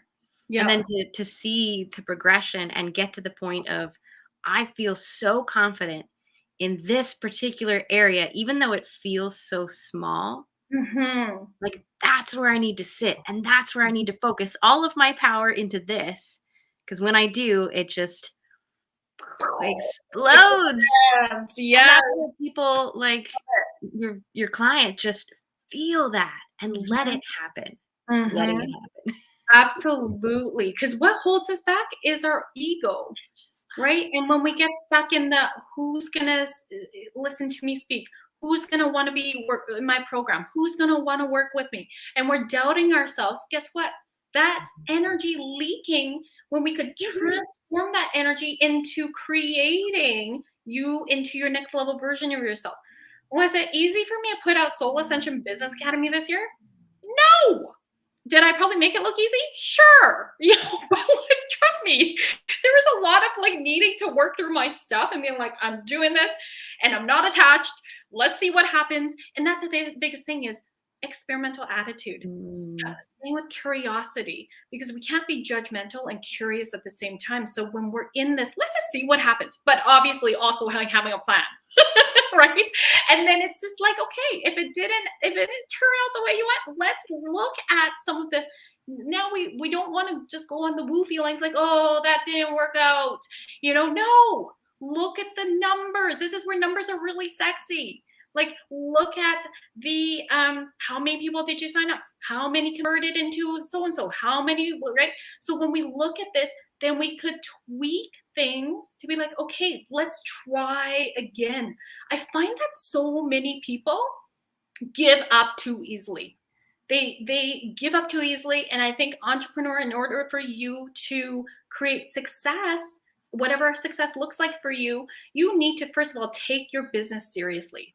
We need to step into that mindset of, I am owning this. This is my soul mission. Get connected with our why, and then take aligned action. And that takes courage. And so confidence only comes from taking courageous action. We don't feel confident and then go do that. Confidence is related to the ability or belief in ourselves to do something and to do it eventually really well. Like when I was struggling with, we'll say back in 2008, I was food and body image struggles, right? Bodybuilding. I was really confident in everything I did. I was confident as a therapist, confident as a secondary black belt and the teacher, confident in everything that I did in my life. But did my self-worth, how I felt in terms of value of myself, was very low. Mm-hmm. They're not the same thing, you know? And so now that my self-worth is high, my confidence depends on the activity. Am I confident to speak in front of many people? Yes. Am I confident to speak about blah, blah, blah, right? Like my favorite topics? Yes. Am I confident during COVID to cut my kids' hair? No. Like, do not even give me a pair of scissors. Am I confident to learn from a mentor of how to cut my kids' hair? Sure. Yes. So can you all see the difference? And I think coming back to my little rift here is, so many of us do not have a perseverance muscle. Like most businesses don't make it in the first year. What's the difference? Mindset, perseverance, mentorship, community. Like that's the biggest difference. I would not be where I am today without investing back into myself, back into my business, building authentic relationships. It's all so important. And this is why we're all here, right? Mm. Exactly. So before we go, Roz, since we have about a minute left, I just want to know what comments do you have for everyone? What's that message that you want to make sure that they know before you leave us today? Yeah. Okay, let me see what's coming through, because there's probably a lot, but usually that thing that you've been thinking about, you've been being nudged to go and put out there, or that coach you want to invest in, like whatever that thing is that you know deep down inside is going to support you, like your high self knows is going to support you. If you take that leap of faith, go and do that. Because if you, and I should say when you take the leap of faith, everything, the universe is always supporting you. It's already happened for you. It's in your soul contracts. It's already happening. And if it doesn't turn out the way you want it to be, there's lessons there. And that's gold. That's so gold. You're never wasting your time if you invest in yourself. If you take that leap of faith, you have so many, from a spiritual and personal accountability perspective, you will receive so many lessons that will propel you forward. That's how I want to leave that. Well, it has been wonderful, even with all the internet issues. It always is. So I can't even tell you have internet issues. Amazing. No, once I was just like, no, it's not going to happen. I'm just going to have this little energetic cord between you and me and my computer. Oh, I love it. Fine. Well, Rosalyn, can I just share? I'd love to have people DM me on Instagram, Bold Sexy Warrior. I've got a free sacred journaling prompt guide to support you in ascending yourself. Okay, whether it's in life or in business, you can DM me. Let's say DM me Sacred Vision. Okay, you can PM me as well on Facebook, Sacred Vision, and I'll send you that freebie. Perfect. Cool. That's awesome. I love it. I love it. I love it. I want to do a quick Kermit the Frog impression because, you know, hey home, Kermit the Frog, he's my favorite thing. But in the song The Rainbow Connection, which just spoke to me when you just said that, it's like there's a part where he goes, I've heard it too many times to ignore it. It's something that I'm supposed to be. Because Kermit's like, well, I'm supposed to be doing this. I keep hearing it, but I haven't been doing it. So I feel like you help people do the thing they're supposed to do. Thank you. Thank you, Scott. That means a lot to me. I know I am. I'm here to catalyze people. I'm here to wake them up to the next level. I'm here to help them really boldly, unapologetically, and authentically show up and live deeply in their soul mission. And who doesn't want a direct connection to spirit to give a little nudge? I love it. It's so delicious. It's delicious. So much. Okay, well, we're gonna let you go. I can keep talking, but we have our next guest waiting, so I'm gonna let you go. Thank you so much. Thank you so much for having me. So much fun with you both. Enjoy the rest of your time. Bye. Bye. Bye. Whoo! All right, reset. What's the thing we do? Okay, we stick without getting pen on your mouth. You stick it right on the front of your teeth. Yeah.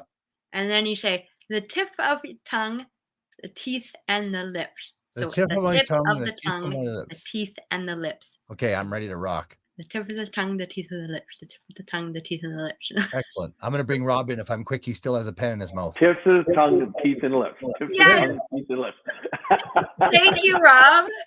It's so nice to meet you. Nice to meet you. Is that a 3D rendering behind you? No, it's just a screensaver I put on my back TV to make me feel like I'm in the old West right now. Nice. Because I was like, do you do architecture in your past?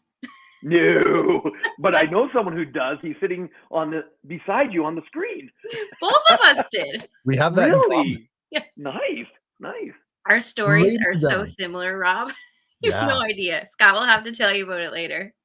Yeah. Oh, I look forward to that. We're like twins from another mother. Anyway, so yeah, so much fun. I'm having a blast. I'm so excited to have my good friend Rob Riopel on today. And Rob, I know you've been interviewed by 6,487 podcasts, and a lot of times they read the bio you submitted. And we don't do that here to amplify your message. We're going to do it this way. Mr. Rob Riopel, can you please tell the world in your own words, tell them about yourself. Who are you? Tell us about it. I'm blessed to be an international best-selling author. I'm an app designer, serial entrepreneur. But the thing I'm probably most proud of for my career is I've been blessed to travel around the world and personally teach over 500,000 students in 3 to 5 day trainings and watch them transform, watch them go to new levels that maybe they didn't even feel was possible. Probably the greatest joy is when someone comes back and they say, hey, Robert, do you remember when you said this? Here's how it changed my life. And I'll tell you, that journey really started because of the other aerodynamic person sitting in the screen right now. He played such a pivotal part in my wife and I, in our very first personal development program where I was struggling on a breakthrough. And he just came in and made it so easy with heart and energy that all of a sudden a struggle became a flow. And that's why we've been friends ever since. So that's who I am. I have a question for you. Have you ever been to Halifax, Nova Scotia? Because when I saw your face, there yet. Not yet? Not yet. You're going to have to come. I saw your face and I told Scott, I'm like, man, he looks familiar. I just don't know where from. Well, when I'm in Asia, my students are always going, Stone Cold Steve Austin. I'm like, no. Bruce Willis. I'm like, no, I don't see it, but I get it. I'm in India. I'm walking through a store after doing my first trip to India and I'm buying some stuff for my wife. And I come down the stairs in the shop and I'm walking along and I hear two people behind me talking in Hindi. And the only thing I understand is all of a sudden, blah, blah, blah, blah, Stone Cold. I turned and I went, no, Stone Cold. I'm like, no. You just need to cross your arms and look a little stern for a second. Yeah, I could. Well, that's why I can't look stern. You could try. No, that's doesn't awesome. work. So I was doing some research and I was on your website and I'm looking at so many things. And I told Scott, I'm like, I need to just take the things on your website, screenshot a bunch of stuff and just save the whole thing to my desktop. Wow. That's a good thing, right? That's a good thing. That's a good thing. But I was looking and I'm like, okay, so you wrote a book, which is great. And then I'm like, wait, Les Brown wrote your foreword? Well, actually, I've got to be technical on that. Les is now a good friend and he started off as a mentor. He didn't write the foreword, being the busy guy he is. He sent me a voice recording of him and I had it transcribed and went, dude, that's gold. And I kept the recording because anytime I need a little inspiration feeling down, I'll just listen to Mr. Les Brown. Yeah. And then to see reviews from the book from Vision and from Oh my God, I just forgot the name. My mind does this sometimes. It's been a long week. It has been an amazing week, but You guys have been interviewing Hard some Ecker? phenomenal people, eh? we have, yes, Wow. it's been a good. I'm not gonna lie though. By 1:15 p.m. Mountain Standard Time, my brain is pudding. How did you make it that long? My first training was 6:30 this morning, and I had people from Thailand and Europe and Singapore, and I'm just like, now I'm going, okay, we're hitting the middle of the day. I need some implementation from Scott to give me that extra little boost. So I'm going to hit it off with a really big question then.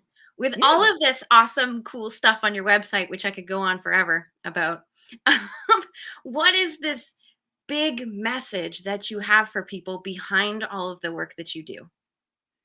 You know, I believe the greatest gift that anybody can give this planet is to be themselves and to show up for who they are. And this is coming from, you know, because the Olympics are on right now, you're looking at a gold medalist people pleaser right here. And grew up most of my life being that person. And the moment I realized that, you know, here's me, and either you like me for who I am or you don't. If you like me for who I am, that's awesome. If you don't like me for who I am, that's awesome. Because all of a sudden I quit. I looked at how much time, energy, resources, money, and stress I expended on trying to be someone else to help people like me. And I realized the moment I'm just me, like me or not, I'm always blown open every day by the amazing people that come into my life. And I'm like, and then the self-doubt comes in, because probably from traveling around the world, the number one commonality, I don't care your upbringing, where you're born, your beliefs, any of that, the one commonality I've seen through all my students is self-esteem issues. Mm-hmm. And I'm like, wow, it's not just us Canadians that go through that. Holy crap. You know, and to understand that, so then all of a sudden I still have that self-doubt when I'm sitting in a green room and I'm talking to someone like, say, Les Brown. We've spent many times on stage, and he is just such an everyday person. And when we're having conversations, it's like, yeah, he's real like me. I have a friend, Aaron Huey, who Scott knows, and I'm going to get graphic here.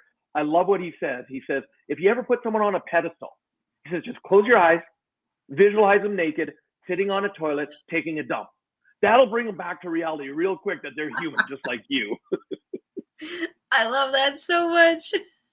I kept that PG for you, though. Yeah, that's good. We appreciate that, because you never know who's listening on, but it's so huge, Rob. It's so huge. We talked earlier this week about self-love, and we talked about all that kind of stuff. And, you know, that's been my biggest growing edge. And I think, you know, where we met in Enlightened Warrior training back in, I think I met you in 2001, and I started that journey in 2000, and just realizing who we actually are and how amazing we actually are, to me, was an alien concept. Like, see me as who I am and just see good things. And I didn't see a fraction of those good things. I just saw that childhood programming of, you're not good enough, you're a loser, nobody likes you, and that hardwiring, it's not hardwiring, but it's pretty firm wiring to try and rebuild that and create self-worth in my 40s and 50s has been quite the journey. And I know that you've spent a lot of time coaching people and waking them up to their greatness that has been denied to them in the mirror. Yeah. And, you know, not to age us, Scott, but I think when you and I originally met, we both had hair. Not much, but we had a little bit of hair. And, you know, it's so true. And one of the things I love about, you know, being able to mentor people and be coach, and I know it's something that you resonate with, Scott, is, and because I'm just meeting you, I'm going to speak, because I'm just picking up your energy, that you're the same way. We see so much in other people that's potential. And one of the things I actually say to my coaching and my mentoring students is I say, look, I wouldn't work with you if I didn't see something great in you. So let me be your greatest cheerleader until you've got the confidence to own it yourself. And I'm talking confidence, not arrogance. Because how many people cover up their lack of self-esteem and what's going on in their life by being over arrogant? And so I'm like, let me be that cheerleader. Let me believe in you until you really, truly believe in yourself for who you are. Because I wouldn't be working with you if I didn't think there was something great in you that the world's been waiting for. for you to just show up and shine even more, even if it's just helping one person. Like when Scott stepped into a circle at a 3-day program and helped me break through a board with my hand. That this tough guy, I thought I was tough. I can't get through this thing. I'm crying like a little baby. I'm like, what's going on? And I don't even remember what he said, but my wife and I, he coached us through where it snapped just like that. And it was with very little effort. And I'm like, damn. He saw something in me that I wasn't owning in myself. And that's what I love to do for people now is let me believe in you. Let me pull that out of you as you start to get how great you are. Because we are all great in the world, waiting for every single person to show up. Plain and simple. I'm going to share something with you that I had said before. I read people's eyes, and I had read Scott's eyes earlier. I think it was on Tuesday. Yeah. Can you actually see mine to read them, though? I can't. Open So your I'm eyes. going to have to look at a photo of you later, and then I'll message you what I see. Because you're like me. You have like the really squinty smile. Yep. But Every what time I I see smile, from my you, wife goes, open your eyes, open your eyes. I'm I like, know. you are open. I'm trying, but then it looks scary. So I was like, what I tell my clients is that I read your eyes. I see the version of you behind that mask, behind that armor, and that is that potential that you're speaking of. I see the truth of who you are, which means you're blocking that with your masks and armor. You're blocking that with all the divisions of who you are and your authenticity and your roles that you play. So if I can see that, wouldn't I want to help you become more of that? And I see that same thing in you. It's like you may not register it as that, but you feel that from people. Oh, yeah. Yeah. And you're And like, it is. oh, It's a here, feeling. you see It it or is a not, feeling. I see it. Yeah. And I want to buff you up so you can shine. Well, that's not hard when you're aerodynamic. Yeah.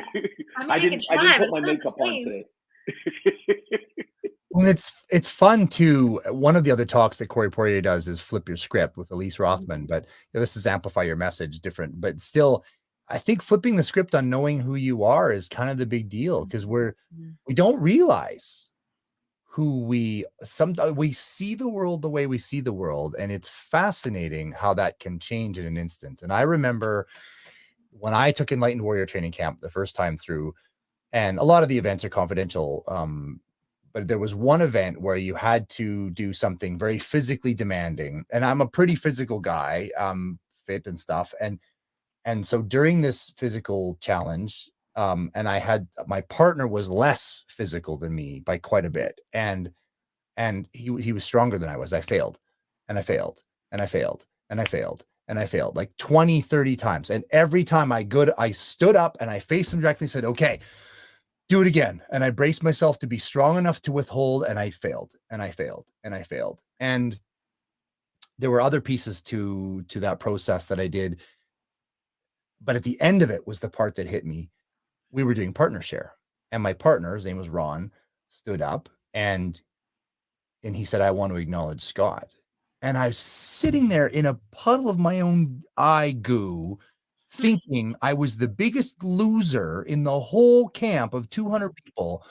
Total failure. I should just go home is what I'm thinking. And he says, I want to acknowledge Scott. And I'm like, what the hell for? And he started to cry and tear up. He says, I've never in my life seen anybody so strong and so powerful. And I was like, what?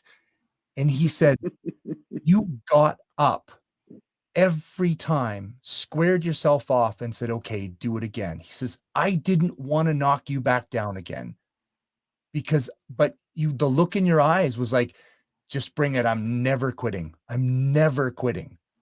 He says, I've never seen somebody so powerful as you in my life. And I just bawled when I realized my whole life I was seeing backwards.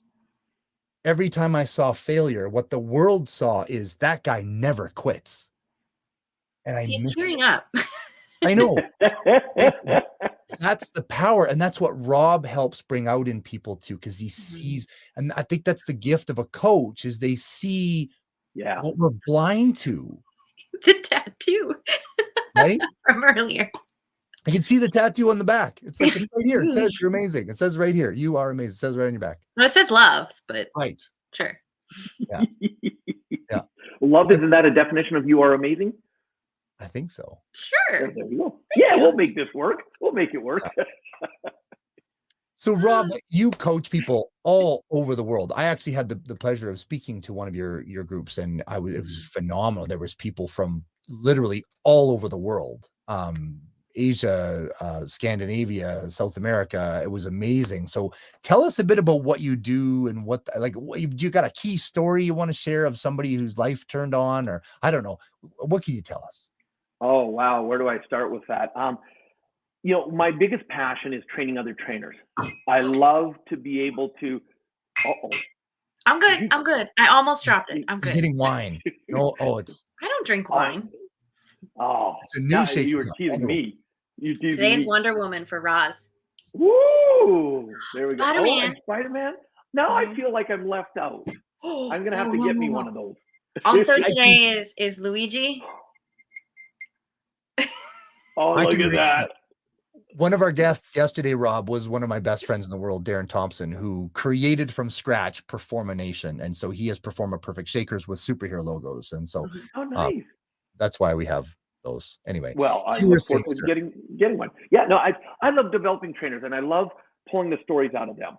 And you know, so for me is when someone comes to me and I see that they've not only. I'm going to be very blunt. I hope I can be, because people always say, you know, Robert, how do I get to the level you're at or do what you do? And I'm like, if you want to do what I do, you've got to be willing to do what I do. Mm-hmm. And that's the behind the scenes, monotonous, boring as hell things that most people like. One of the things I respect the most about Scott, as an example, is when it's not just that he does marathons, ultra marathons, triathlons, it's the consistent work. I see the post on the page. He's got, you know, the snot frozen on his face, the eyelashes are covered with ice, and he's out running. And I'm like, dude, you wouldn't see me do it. But to be at the level he's at, he's willing to do that. That's that mastery. And so I love to bring people to mastery. And when I see a student, one of my students that 7 years ago now, my wife and I had just finished meeting with some people at a restaurant in California. And we're leaving the restaurant, and she comes up, and her boyfriend happened to be arriving, and they're like, "Oh my goodness, you're here!" And we had a great conversation. We stood for about half an hour in the parking lot, and we're having a great conversation. And you know, we leave, and then all of a sudden, you know, she told us a little bit about her story, how she's been in her car, had been living in her car for about 1.5 years. She's now starting to get going and getting traction. Well, at the beginning of this interesting time this world's in, she was trapped in Hawaii because her business started doing better, and they rented a house in Hawaii to actually do video shoots. They did an Airbnb, gorgeous, gorgeous mansion. And all of a sudden they get locked down, they can't leave, and they're stuck in this place that's $3,500 a night, and they're not allowed to leave, and they're going, oh crap, what do we do, right? And they were able to make an arrangement with the person to lower the daily fee, and they said, well, let's get to work. Yep. We're here, we've got our production team with us, we're here making videos, let's do more. And she started amping up her business because she'd been doing well, a few $100,000 a year. All of a sudden, well in Hawaii, they amped things up enough that they ended up having their first $1 million year. They ended up, when they could finally leave, they hired a private jet because the airlines were still not flying to fly them home back to Canada. They hired a private jet. Well, that $1 million year led to her first $1 million month. And last year in December, they just finished $20 million year. Now I'm watching her success, and I just sent her a message saying, hey, love watching your journey, love watching your success, congratulations. And I said, anything I can do to assist or love to connect and catch up. And she connected with me, and she said, Robert, I've got to be very, very honest. I said, what? She goes, there's only one reason I'm connecting with you right now. And I said, what's that? She goes, well, as we got success, everybody wanted to reconnect, and they wanted something from my success. She goes, but I remember you 6 years ago taking such just great time, you and your amazing wife, sitting there talking to me and my fiance, and with no attachment, no expectations, just your heart-centeredness. I knew that you just wanted to truly connect with me to help me share and live in, you know, because I'm still not owning it as much. And we had a great conversation, and that's what I love. That's the kind of connection is can you appreciate people for who they are, not what they can give you, not what you think you're going to get from them, because too much, especially in times like this, you see that. And it comes kind of what I call the true love versus needy love. You know, needy love is the love you have for people for what they provide for you, give for you. True love is you love that person for who they are. Whether you agree with everything they think or do or believe or not, you love them for who they are. And so, Scott, I don't know if that answers your question, but that's kind of a story that kind of makes me think of where I love being at right now. That's a huge story, and that's exactly right. What I'm wondering, but also what I love about that story, and we've said it a couple times this week, is it's not the circumstances, it's your reaction to the circumstances. Because in that same situation, they could have pulled out the old violin, went, "Oh, so terrible, poor me." The little one. It's a little one. Yeah, the little violin, right? The world's smallest violin playing the world's saddest song just for you. Yeah. They could have just glued onto the news and went, "Oh, it's terrible." But instead they're like, "Well, we're here. Let's make it work. What can we accomplish?" And I love that. And I think that's what you can do as a coach, is bring that out in people, right? How can we pull that out? How can you be in creation in the midst of chaos? Yeah. And the fact that someone now, her to be a one-on-one client of hers, $250,000. Yeah. Now, how many people would panic asking that much? Oh, right here. That's above my level still. And I'm like, dang. And she's got people lined up wanting to work with her one-on-one. And she's like, well, then my time is that valuable. And you're right, it is, because she gets results. So I want to know about, I've been teaching people lately to treat a conversation with their audience or their client or whomever as if I'm having a conversation with you, Rob, I want to treat you as if my needs are already 100% filled, even if they're not. Okay, cool. So then I show up in that fulfilled state to serve you whole and completely in the present moment, whatever you need. Because you feel that, you now, I don't want to say feel obligated, but there is kind of that automatic reciprocation that comes, even though I don't need it. I'm as if my needs are already filled. How do you feel that plays a role in the communication that you teach people through your work? Oh, totally agree. Instead of what's in it for me, it's the giver's gain. It's I'm here to be of service, and it's one of the instructions I give when I lead a mastermind, is that we're all here, not what are we going to get out of it. We're here to see how much service we can be to the others. In other words, I'm not going to sit there and go, I'm holding this person in my Rolodex, giving my age out again. I'm going to hold this person back until I see if they give me enough value that it's worth me giving back to them. It's like, no, I'm going to be open. If I feel a connection I can make for you is going to make a difference, I'm all in for it.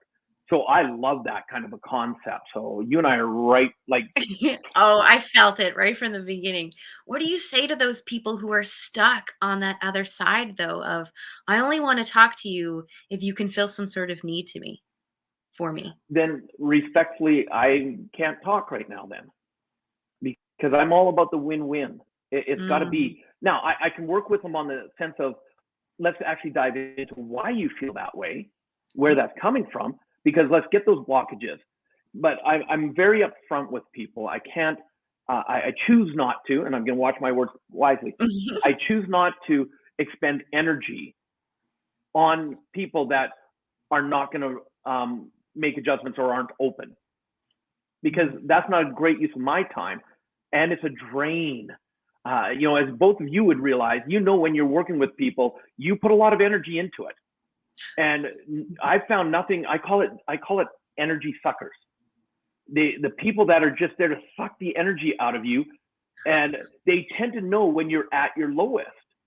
An example, when I started training, as Scott knows, a small audience was 1,000, 2,000 people at a time. And one of my commitments to my audience is, even though I had just finished 3 days, I'd come off the stage, and if you were willing to wait to talk to me, I'd stay there an hour, 2 hours, 3 hours. And I got to learn myself where, all of a sudden my energy starts to drain. So my staff knew I needed some sugar, bring me a banana or something. And I'd ask permission, is it okay if I eat while we're talking? Because I want to keep my energy up. And the energy suckers always seem to wait till the end of the line when I was just so depleted.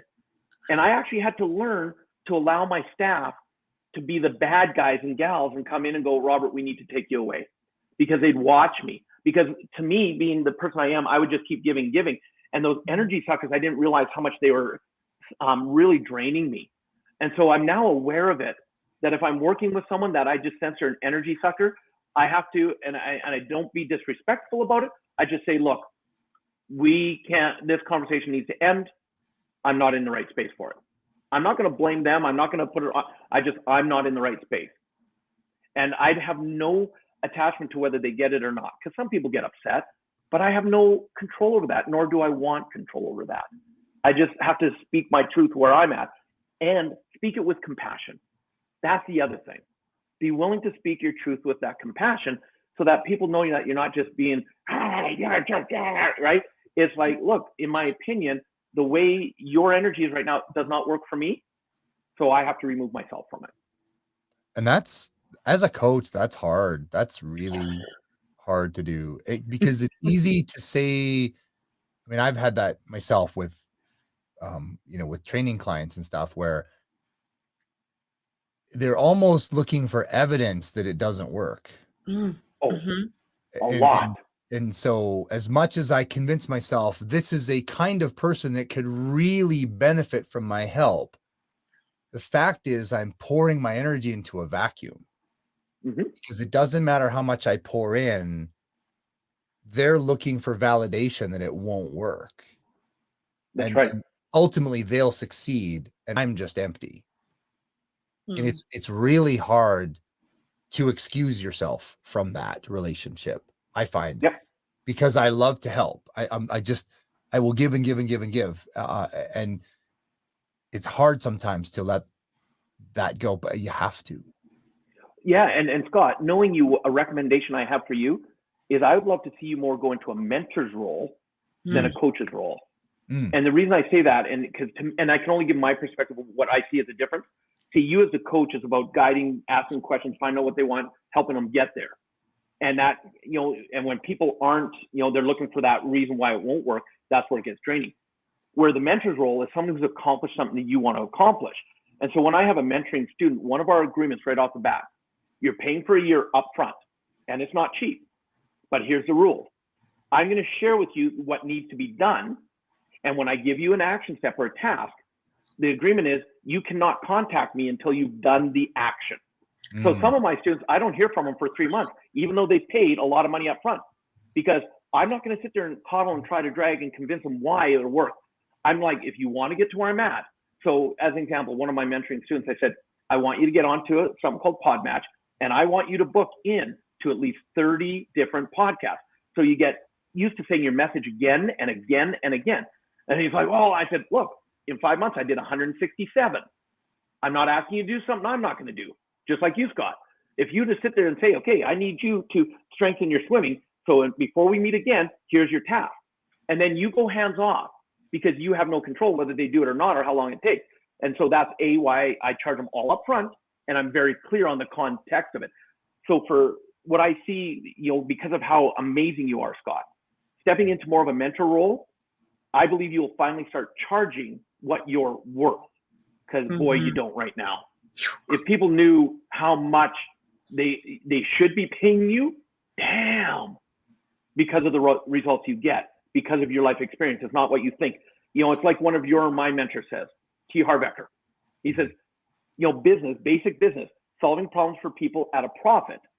But then he followed it up and he said, don't you dare try to solve a problem for someone else you haven't solved for yourself first.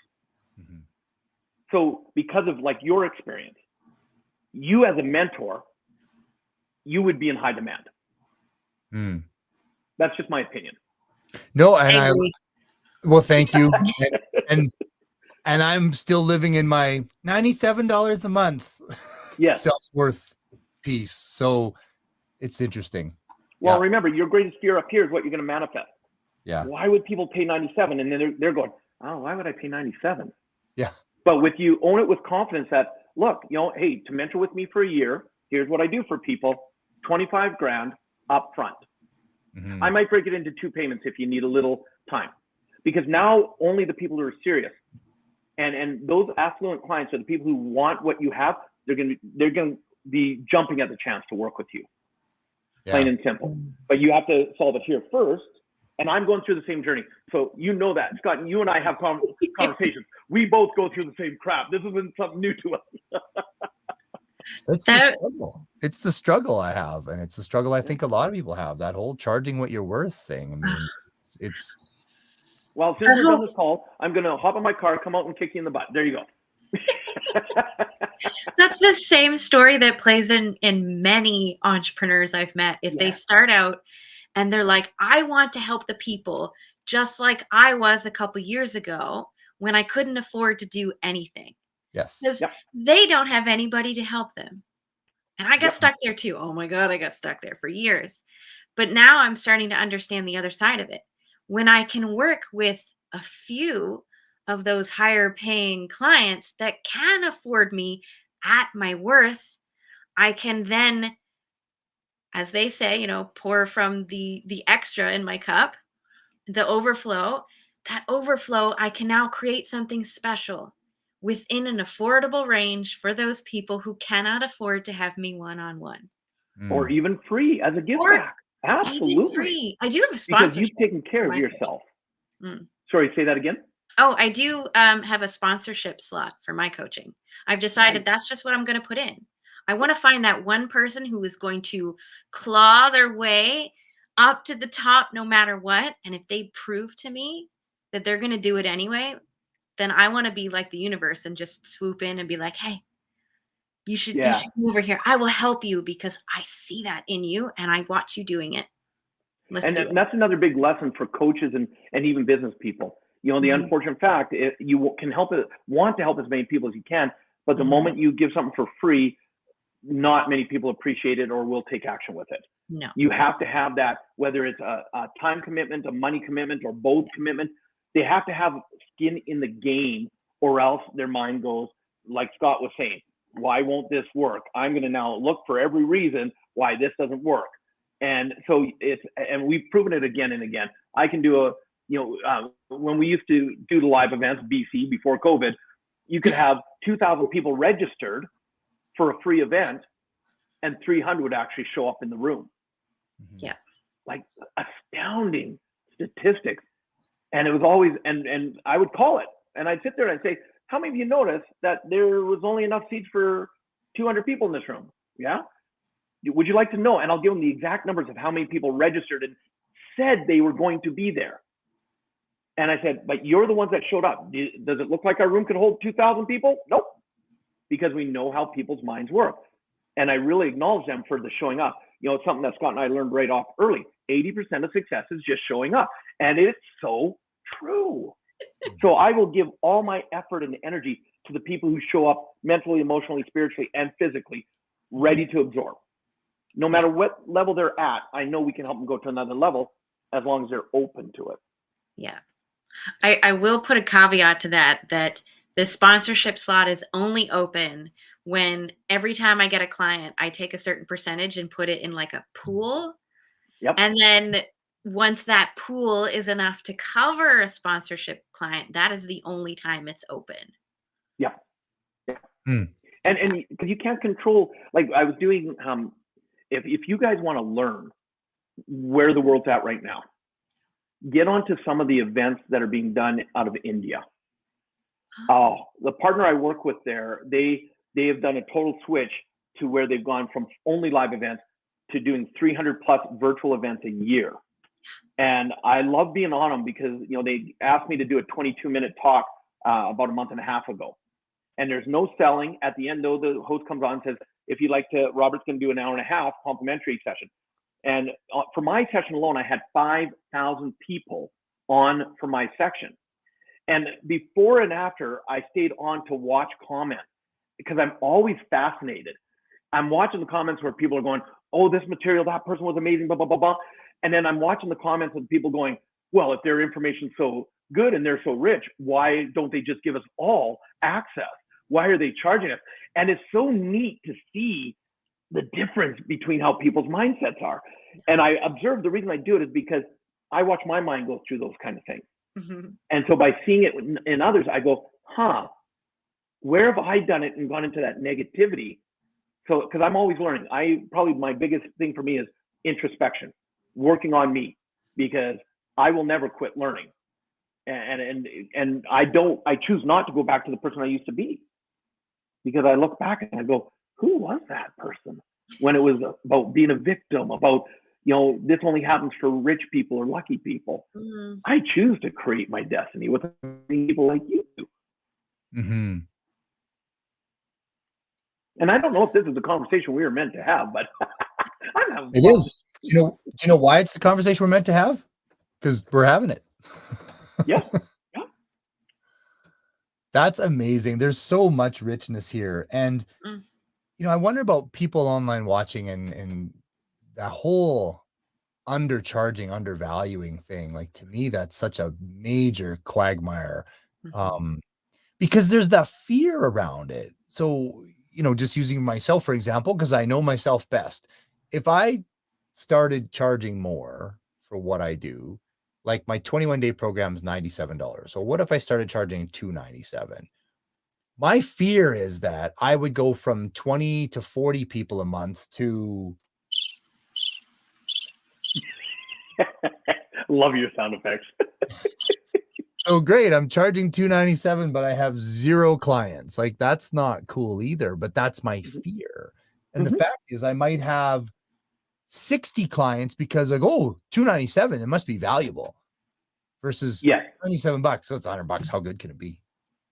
And let's look at the other extension of that, Scott, is the people that are willing to pay a little bit more, even if you have fewer, then they're willing to see the value when you say, now, if you got value out of this, first step with me, which people do, when you say, here's your next step and here's the price, the people that are willing to pay a little bit more, they're going to go, oh yeah, versus a $97 person going, couldn't you give it to me a little cheaper? Come on, it was only $97 for this. How are you exponentially putting up? And again, it was a fear for me, because one of my coaches I'm working with right now, he said, Robert, quit undercharging. And so now when I do a talk with someone where I do a strategy session with them, I'll simply say, I'm taking on one-on-one clients. I'm not going to talk about it here. I just want to give you value. Here's a link. Book in a 30-minute call with me. And when they come to the 30-minute call, it goes right to a 16-week coaching program. That's $5,800.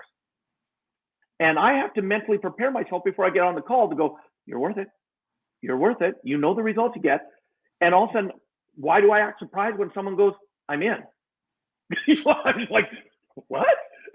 They're like, you had me at coaching. I'm like, dang.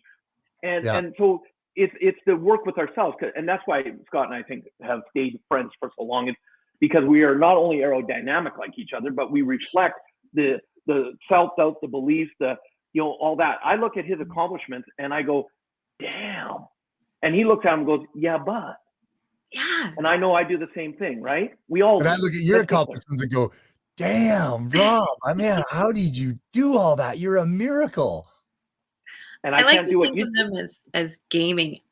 I'm a gamer, always have been. So I think of all of these accomplishments as like talent trees. If you've ever heard of a talent tree, so you have so much experience gives you so many points to spend, and you start off at the top, and you can spend them any way you want, but you can't take all of them.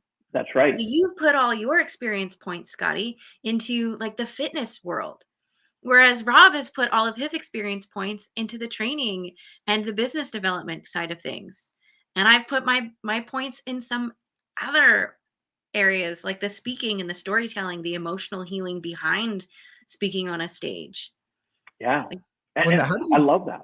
How do you feel, Rob, with what comes up for me is that imposter syndrome? Like, I look at, one of my nutrition coaches, Dr. Trevor, he's a PhD in the States, and he charges about $350 every 21 days. So about, $120 a week. So I'm like, well, how could I charge $300 if he's charging? And he's like, whoa. I'm just like, do you know what I mean? That Be whole the middle person. Become the middle person. Look, this was that other lesson from Harvard. I just rewatched the video. Quit elevating people. Quit looking down on people. You're all the same. be the same person. Mm. And so it's us that does it. And when I reheard that lesson, you know, because I've sat in green rooms again with lots of people, but the moment I treat them as humans, that's it. And look, Scott, you can have a PhD, you can have an MBA. I started going to India where they're all about education, and I have a grade 12 education. And so I could tell, because people would come up, so what's your post-secondary? And you know, their names had PhD, MBA, blah, blah, blah, blah, all behind it. And I'd like, graduated high school. Well, why should we listen to you then? And yeah, and so all of a sudden, at first it's like, oh crap. Because in India, they're not afraid to stand up and challenge you. They're very nice people, but they'll challenge you. So I had to go a bit into the ego, and I pulled on something a friend of mine taught. And I said, ladies and gentlemen, I want to let you know, I respect every single one of you, your education, the letters behind your name, and I haven't been fully forward with you. I do have a PhD and I do have an MBA. I said, but let me be honest, it's not the same thing that you have. My PhD stands for I'm in pretty high demand. Are you with yours? Said my MBA is I have a massive bank account. Do you with yours? So can we continue now? And all of a sudden I watched the audience shift.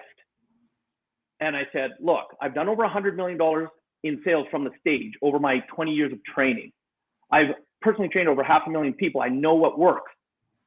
So if you want to do what I do, you have to be willing to step back and say, I'm ready to learn, and not put your credentials behind your credentials that you're important because of that. And the moment I stood up for who I was, I watched them shift, and all of a sudden they've become my greatest audience. I love going to India because they are ready to absorb and actually not just absorb, but actually put into practice what I teach them. Mm-hmm. Wow. I want to go to India. Well, I'm back there in September. I don't even have a passport. I've never left Canada before. I know, but I am booked to speak at Harvard for the Blue Talks event that's eventually going to be there whenever it's rebooked. So that'll be my first travel outside of Canada. Wow. I know, I'm all excited. Harvard. I would love to speak at. Oh my goodness. I know. That's amazing. We can just switch. You can come and speak with us once you talk to Corey about it, and then I can come and speak with you, and Scotty can come too, and then we'll just all have a fun time in India. There we go. Yeah, because I'll tell you, my partners in India, they just love to take care of people and sightsee and show you all around. And what an amazing country. Like love family the people, homes love the and home-cooked meals? We haven't got to that part yet, but my last one, we did a mastermind up in, so I finished a 3-day event, and it's kind of interesting because as the world changed, we finished the event, and they said, well, Robert, we're doing a mastermind and a birthday celebration for one of our team tomorrow. I know you don't fly out until 2 a.m. in the morning, Tuesday morning. So we have time. I said, how far out of Mumbai is it? And he said, well, it's about a 2-hour drive. Well, that's once you're outside the city. It takes you 2 hours to get outside of the city. When you're talking a city that has the population of Canada in one city, it's big. And so we left early in the morning. We went up to this beautiful Airbnb, 10-bedroom chalet on the mountain looking over, had an amazing day of masterminding. And then they tried to pull a practical joke on me. Scott, you and I never practical joke, do we? Never, right? Right, yeah. They started to go, oh, Robert, there was an accident on the road and the driver's phoned us saying he can't get up here. You may miss your flight. And they've been telling me that, we want you to stay. When I'm ready to go home from a training, I become warrior mode. Nothing stops me from getting home because home is where I want to be. But they were expecting a kind of a reaction, and I just went into a wizard. Scott knows what that means. I just went, okay, well, it's going to work. We're going to find it. So what about another alternate? Well, that could take a little longer. I said, well, then it'll be what needs to be. After about half an hour, they're like, we just can't get a rise out of you. What's going on here, And it was all practical joke. Well, I get back, and it's March 10th, 2020. I hop on a 16-hour flight from Mumbai to Toronto nonstop. I take off, and it was something going on as we were getting ready to board and all that. I land in Toronto, all of a sudden they're holding us on the tarmac. They won't let us come up to the gate. And actually, finally, about half an hour later, they let us come to the gate. And when they open the door, there's 2 border crossing guards standing there checking passports as we came off, because during that 16 hours, Canada had changed its rules because of COVID. And luckily, they allowed me to go to my connecting flight back home to Alberta. But then all of a sudden, that's when the lockdown started. And so that was my last trip. From 200,000 miles a year flying around the world each year to 0. And it's like, what a trip it was that I got to do that extra magical, let's go up into the mountains of India and just connect with amazing people. It was pretty cool. They shut things down on my daughter's birthday. Oh, bad people. Yeah, we went out for her birthday, and then as soon as we were done at the escape room, we heard on the news in the car on the way home that everything was being shut down, and we're like, good thing you escaped. We did escape. Actually, you we would have did. been locked in that room. we failed by about 5 minutes. It was supposed to be adults, and we had like 7 and 8-year-olds. So, yeah. If it was all adults, it probably would have missed it by about 20 minutes. Just chaos, complete chaos. It depends if there's trivia involved, because So, No. Rob, as we wrap up, we're a few minutes overtime in a sense, but the last 15 minutes is reserved for Laura. I'm loving this anyway. So we're gold. We got time. We want it. But is there anything you want to throw out to the world? You got something coming up. You got something more people can work with you. What's coming up? Yeah, absolutely. Because you both were so gracious, I believe time is our most precious commodity. And the fact that you were gracious enough to have me on this interview and your audience gracious enough to listen, that means a lot to me. And what I love to do as a gift from us to your audience, my international best-selling book, Success Left a Clue, if they just go to my website, robertriopel.com, just my name, they'll actually be able to download the entire digital copy as our gift to them. But it does come with a caveat. And Scotty will understand this. Didn't write this book for you to put on the shelf and make it shelf help. That's not why I wrote the book. In the 6 steps, step number 3 is taking action. That's the biggest thing most people miss. So I wrote it as a manual, and it's got action steps all the way through. And I actually say, in my quirky kind of sense of humor, I'll even say in the book, hey, did you do the last action? If not, stop reading right now. Go back, do the action before you continue reading. And I promise that if people actually do it, their life will change. It'll go to another level. I even have my quirky own little clue emoji. That's my own emoji. That's now trademarked. And nice. So I'd love for them to do that. And on the same website, they're actually able to book in to have a 20-minute strategy call with me, where I will be able to help them with some tangible action steps, no matter what part of their life they're struggling in, to take them to another level. So I'd love to do that as a gift. That's and awesome. I would love to reach out to you behind the scenes and have further conversation. Please do. Because any friend of Scotty's is a friend of mine. And I can't do impersonations like he does so well. Loving all good. It's a wee gift. I don't know why I can do it. I just do. That's right. Exactly what he said. Yeah, I grew up watching the Muppets. Really. I grew up and watched the Muppets. Is where that comes from. Yeah. I like the Swedish Chef. Today we're going to make the chocolate mousse. First you got to get the mousse. Here, mousse. Then you got to get the mousse in the cup. That was last night's episode, actually, from 1984. So I'm rewatching all of the Muppet episodes with my son on Disney Plus from 0 through. And that's awesome. I love that he still screams in fits of laughter and he loves the Muppets, even now, 40 years later. Wait, is that you screaming or him screaming with excitement? Maybe both. That's it. And that's allowed. Yeah, it's a gift. It's awesome. Robert, it has been absolutely a treasure to have you on. I thank you so much for the gift you bring to the world and how much you help people and how you can inspire. And every time I talk, we've been friends for a long time, and I'm still like, man, he's right. I got to figure out how to charge more because I'm such I got to learn. I got to grow. So Scott, quit trying to figure it out. Just do. Yeah. Yep. And I'll get after him. We'll have a conversation anyway. A year ago, I went from $77 to $97. We're still gonna talk, Scotty. From pennies to dimes. Yeah, that's right. I love it. Thank you so much. But that's what I want your audience to get. Even people that you may think are successful, they're still going through their own journey. Yes, we're no different than anybody else. Yeah, no different. Yeah, talking to Dr. Joe Vitale and he's talking about stage fright. You're like, wait, what? Mm-hmm. So good. Fantastic. Thank you so much, Rob. I'm gonna pluck you out and then we'll finish up for the day. It has been a treat. Thank you so much, sir. You're awesome. Thank you guys. Thank you both. Take care. Can Rob be my new best friend? I know, right? Isn't he a miracle? So many new best friends lately. I know. He's such a fantastic guy. I'm so blessed to know people like Rob. He's like Darren. He's a battery, right? He's a He charges you up every time. He's the good. Tomorrow we're having another one of my new best friends. I told Emily in a messenger, I was like, Emily, can you be my new best friend? I was like, too bad. You're my new best friend now. Love you. Hi, I know my name is Laura. Will you marry me? I don't know. I'm already married, but No, there's but always room for more love. in reference to what you're saying, right? Yes. Hi, my name is Laura. Will you marry me? It's so bad the amount of times you see that in your DMs and on posts and just everywhere. It's horrible. Well, it's funny. I've been ruminating on a lot because this lady that's the organizer of the TEDx Grand Prairie, that I really want to be a TEDx speaker and I really want to speak there. I reached out to her on LinkedIn, and I mean, it was not too far off from, hi, my name is Scott. Will you marry me? So I'm like, I don't think I can undo that, but hopefully seems to be receptive, but I don't know. It's the How dance. about hi, my name is Scott. I am loving the TEDx brand. I see that your theme is about this. What is your vision for that theme this year? And how can I help you amplify that message? Yeah, but I feel like it's too late because I've already opened my mouth. I know.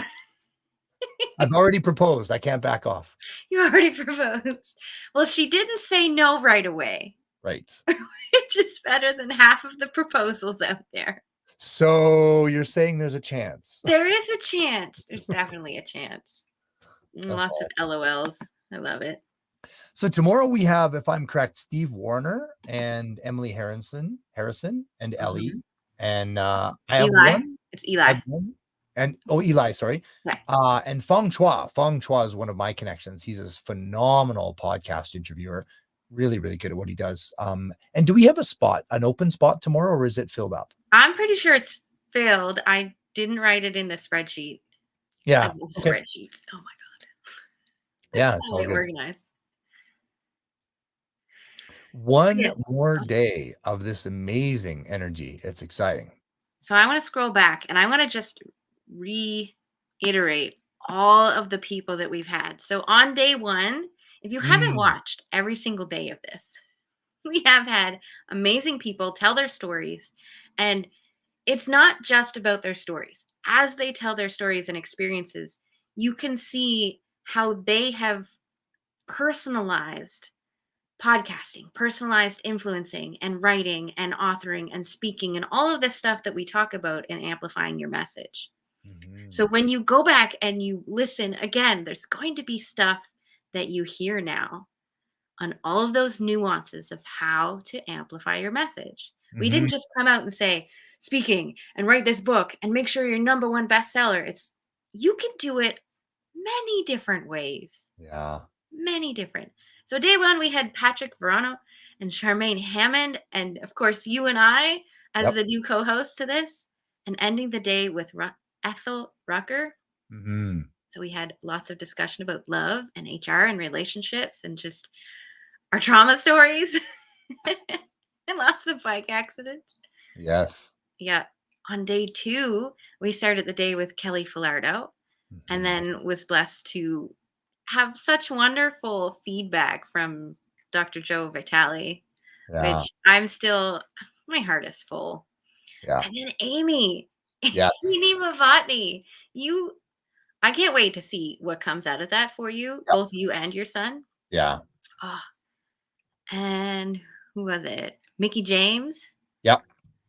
I don't think Yan Kay or Crystal Lowe made it. Yeah, she didn't make it. And Mickey James, of course, that was Corey's interview. She's I listened to almost all of that. That was a fantastic interview. What an amazing life. But yeah. Day 3, we had Janet Atwood. No, Janet didn't make it either, did she? Oh, that's okay. That's correct. Yeah, she had something come up, something family come up, so she could make it. But we have my buddy Darren Thompson, which was fantastic, and then Dr. Karen Hardy was fascinating. And Demetria was Cook, writing coach, and then Lance McKell. He talked so fast. I thought I was a fast talker.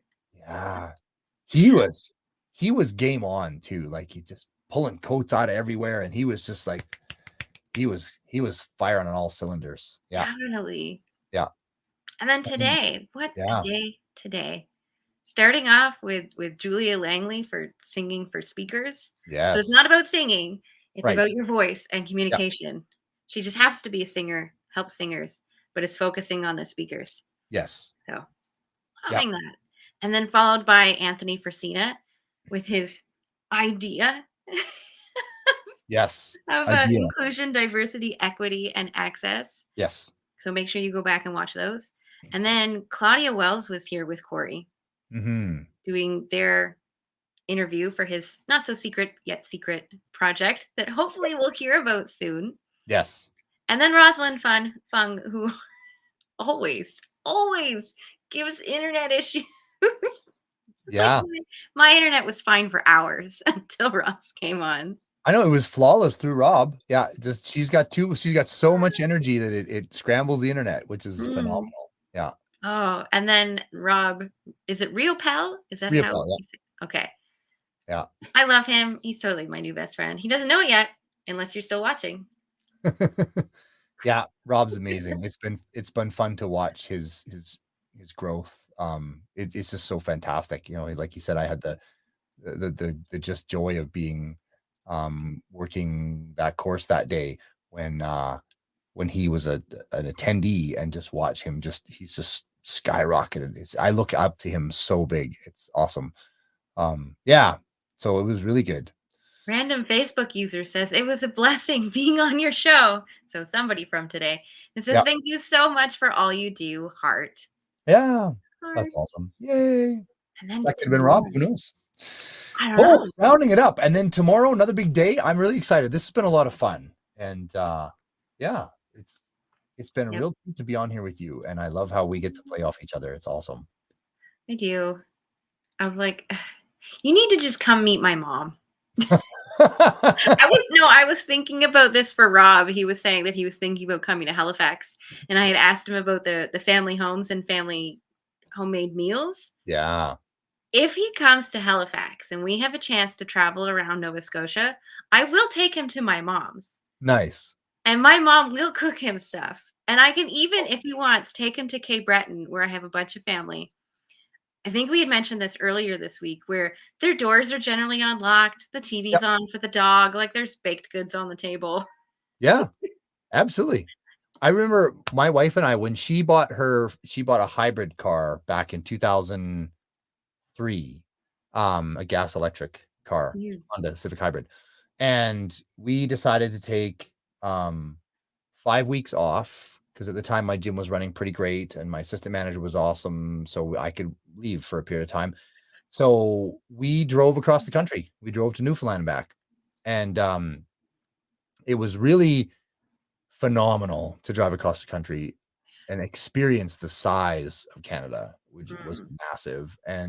But it was amazing as we got through to Nova Scotia, Prince Edward Island, New Brunswick, and all the Maritimes and Newfoundland. Like, people are so wonderful all across our country. And out there, boy, the Nova Scotians are just salt of the earth friendly, and the people in Newfoundland, like, we met some people in Corner Brook because 20 years earlier they had gone to college with a friend of mine, and she said, "Hey, Scott and Hillary are driving through," and then they connected with us. It's like, "Oh, you got to come and see the house there, no problem there." And so we came, and they brought us into their home and had a beautiful supper waiting for us, like home cooked seafood, soup, and all this amazing stuff. And they're like, "Well, what's your plans then tomorrow? Then are they?" And we're like, "Well, we're gonna drive all the way to St. John tomorrow."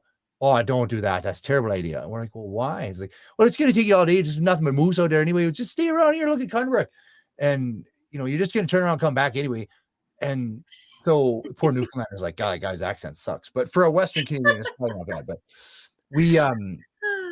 we took their advice, because there were many days when we drove for 16 hours, 18 hours, 12 hours. And so they were right. Like, if you go from Corner Brook all the way to St. John, we were going to get there at 5, 6, 7 o'clock at night. We'll have time for supper, look around in the dark, in a hotel room, get up in the morning. We got to come all the way back to get to Port aux Basques.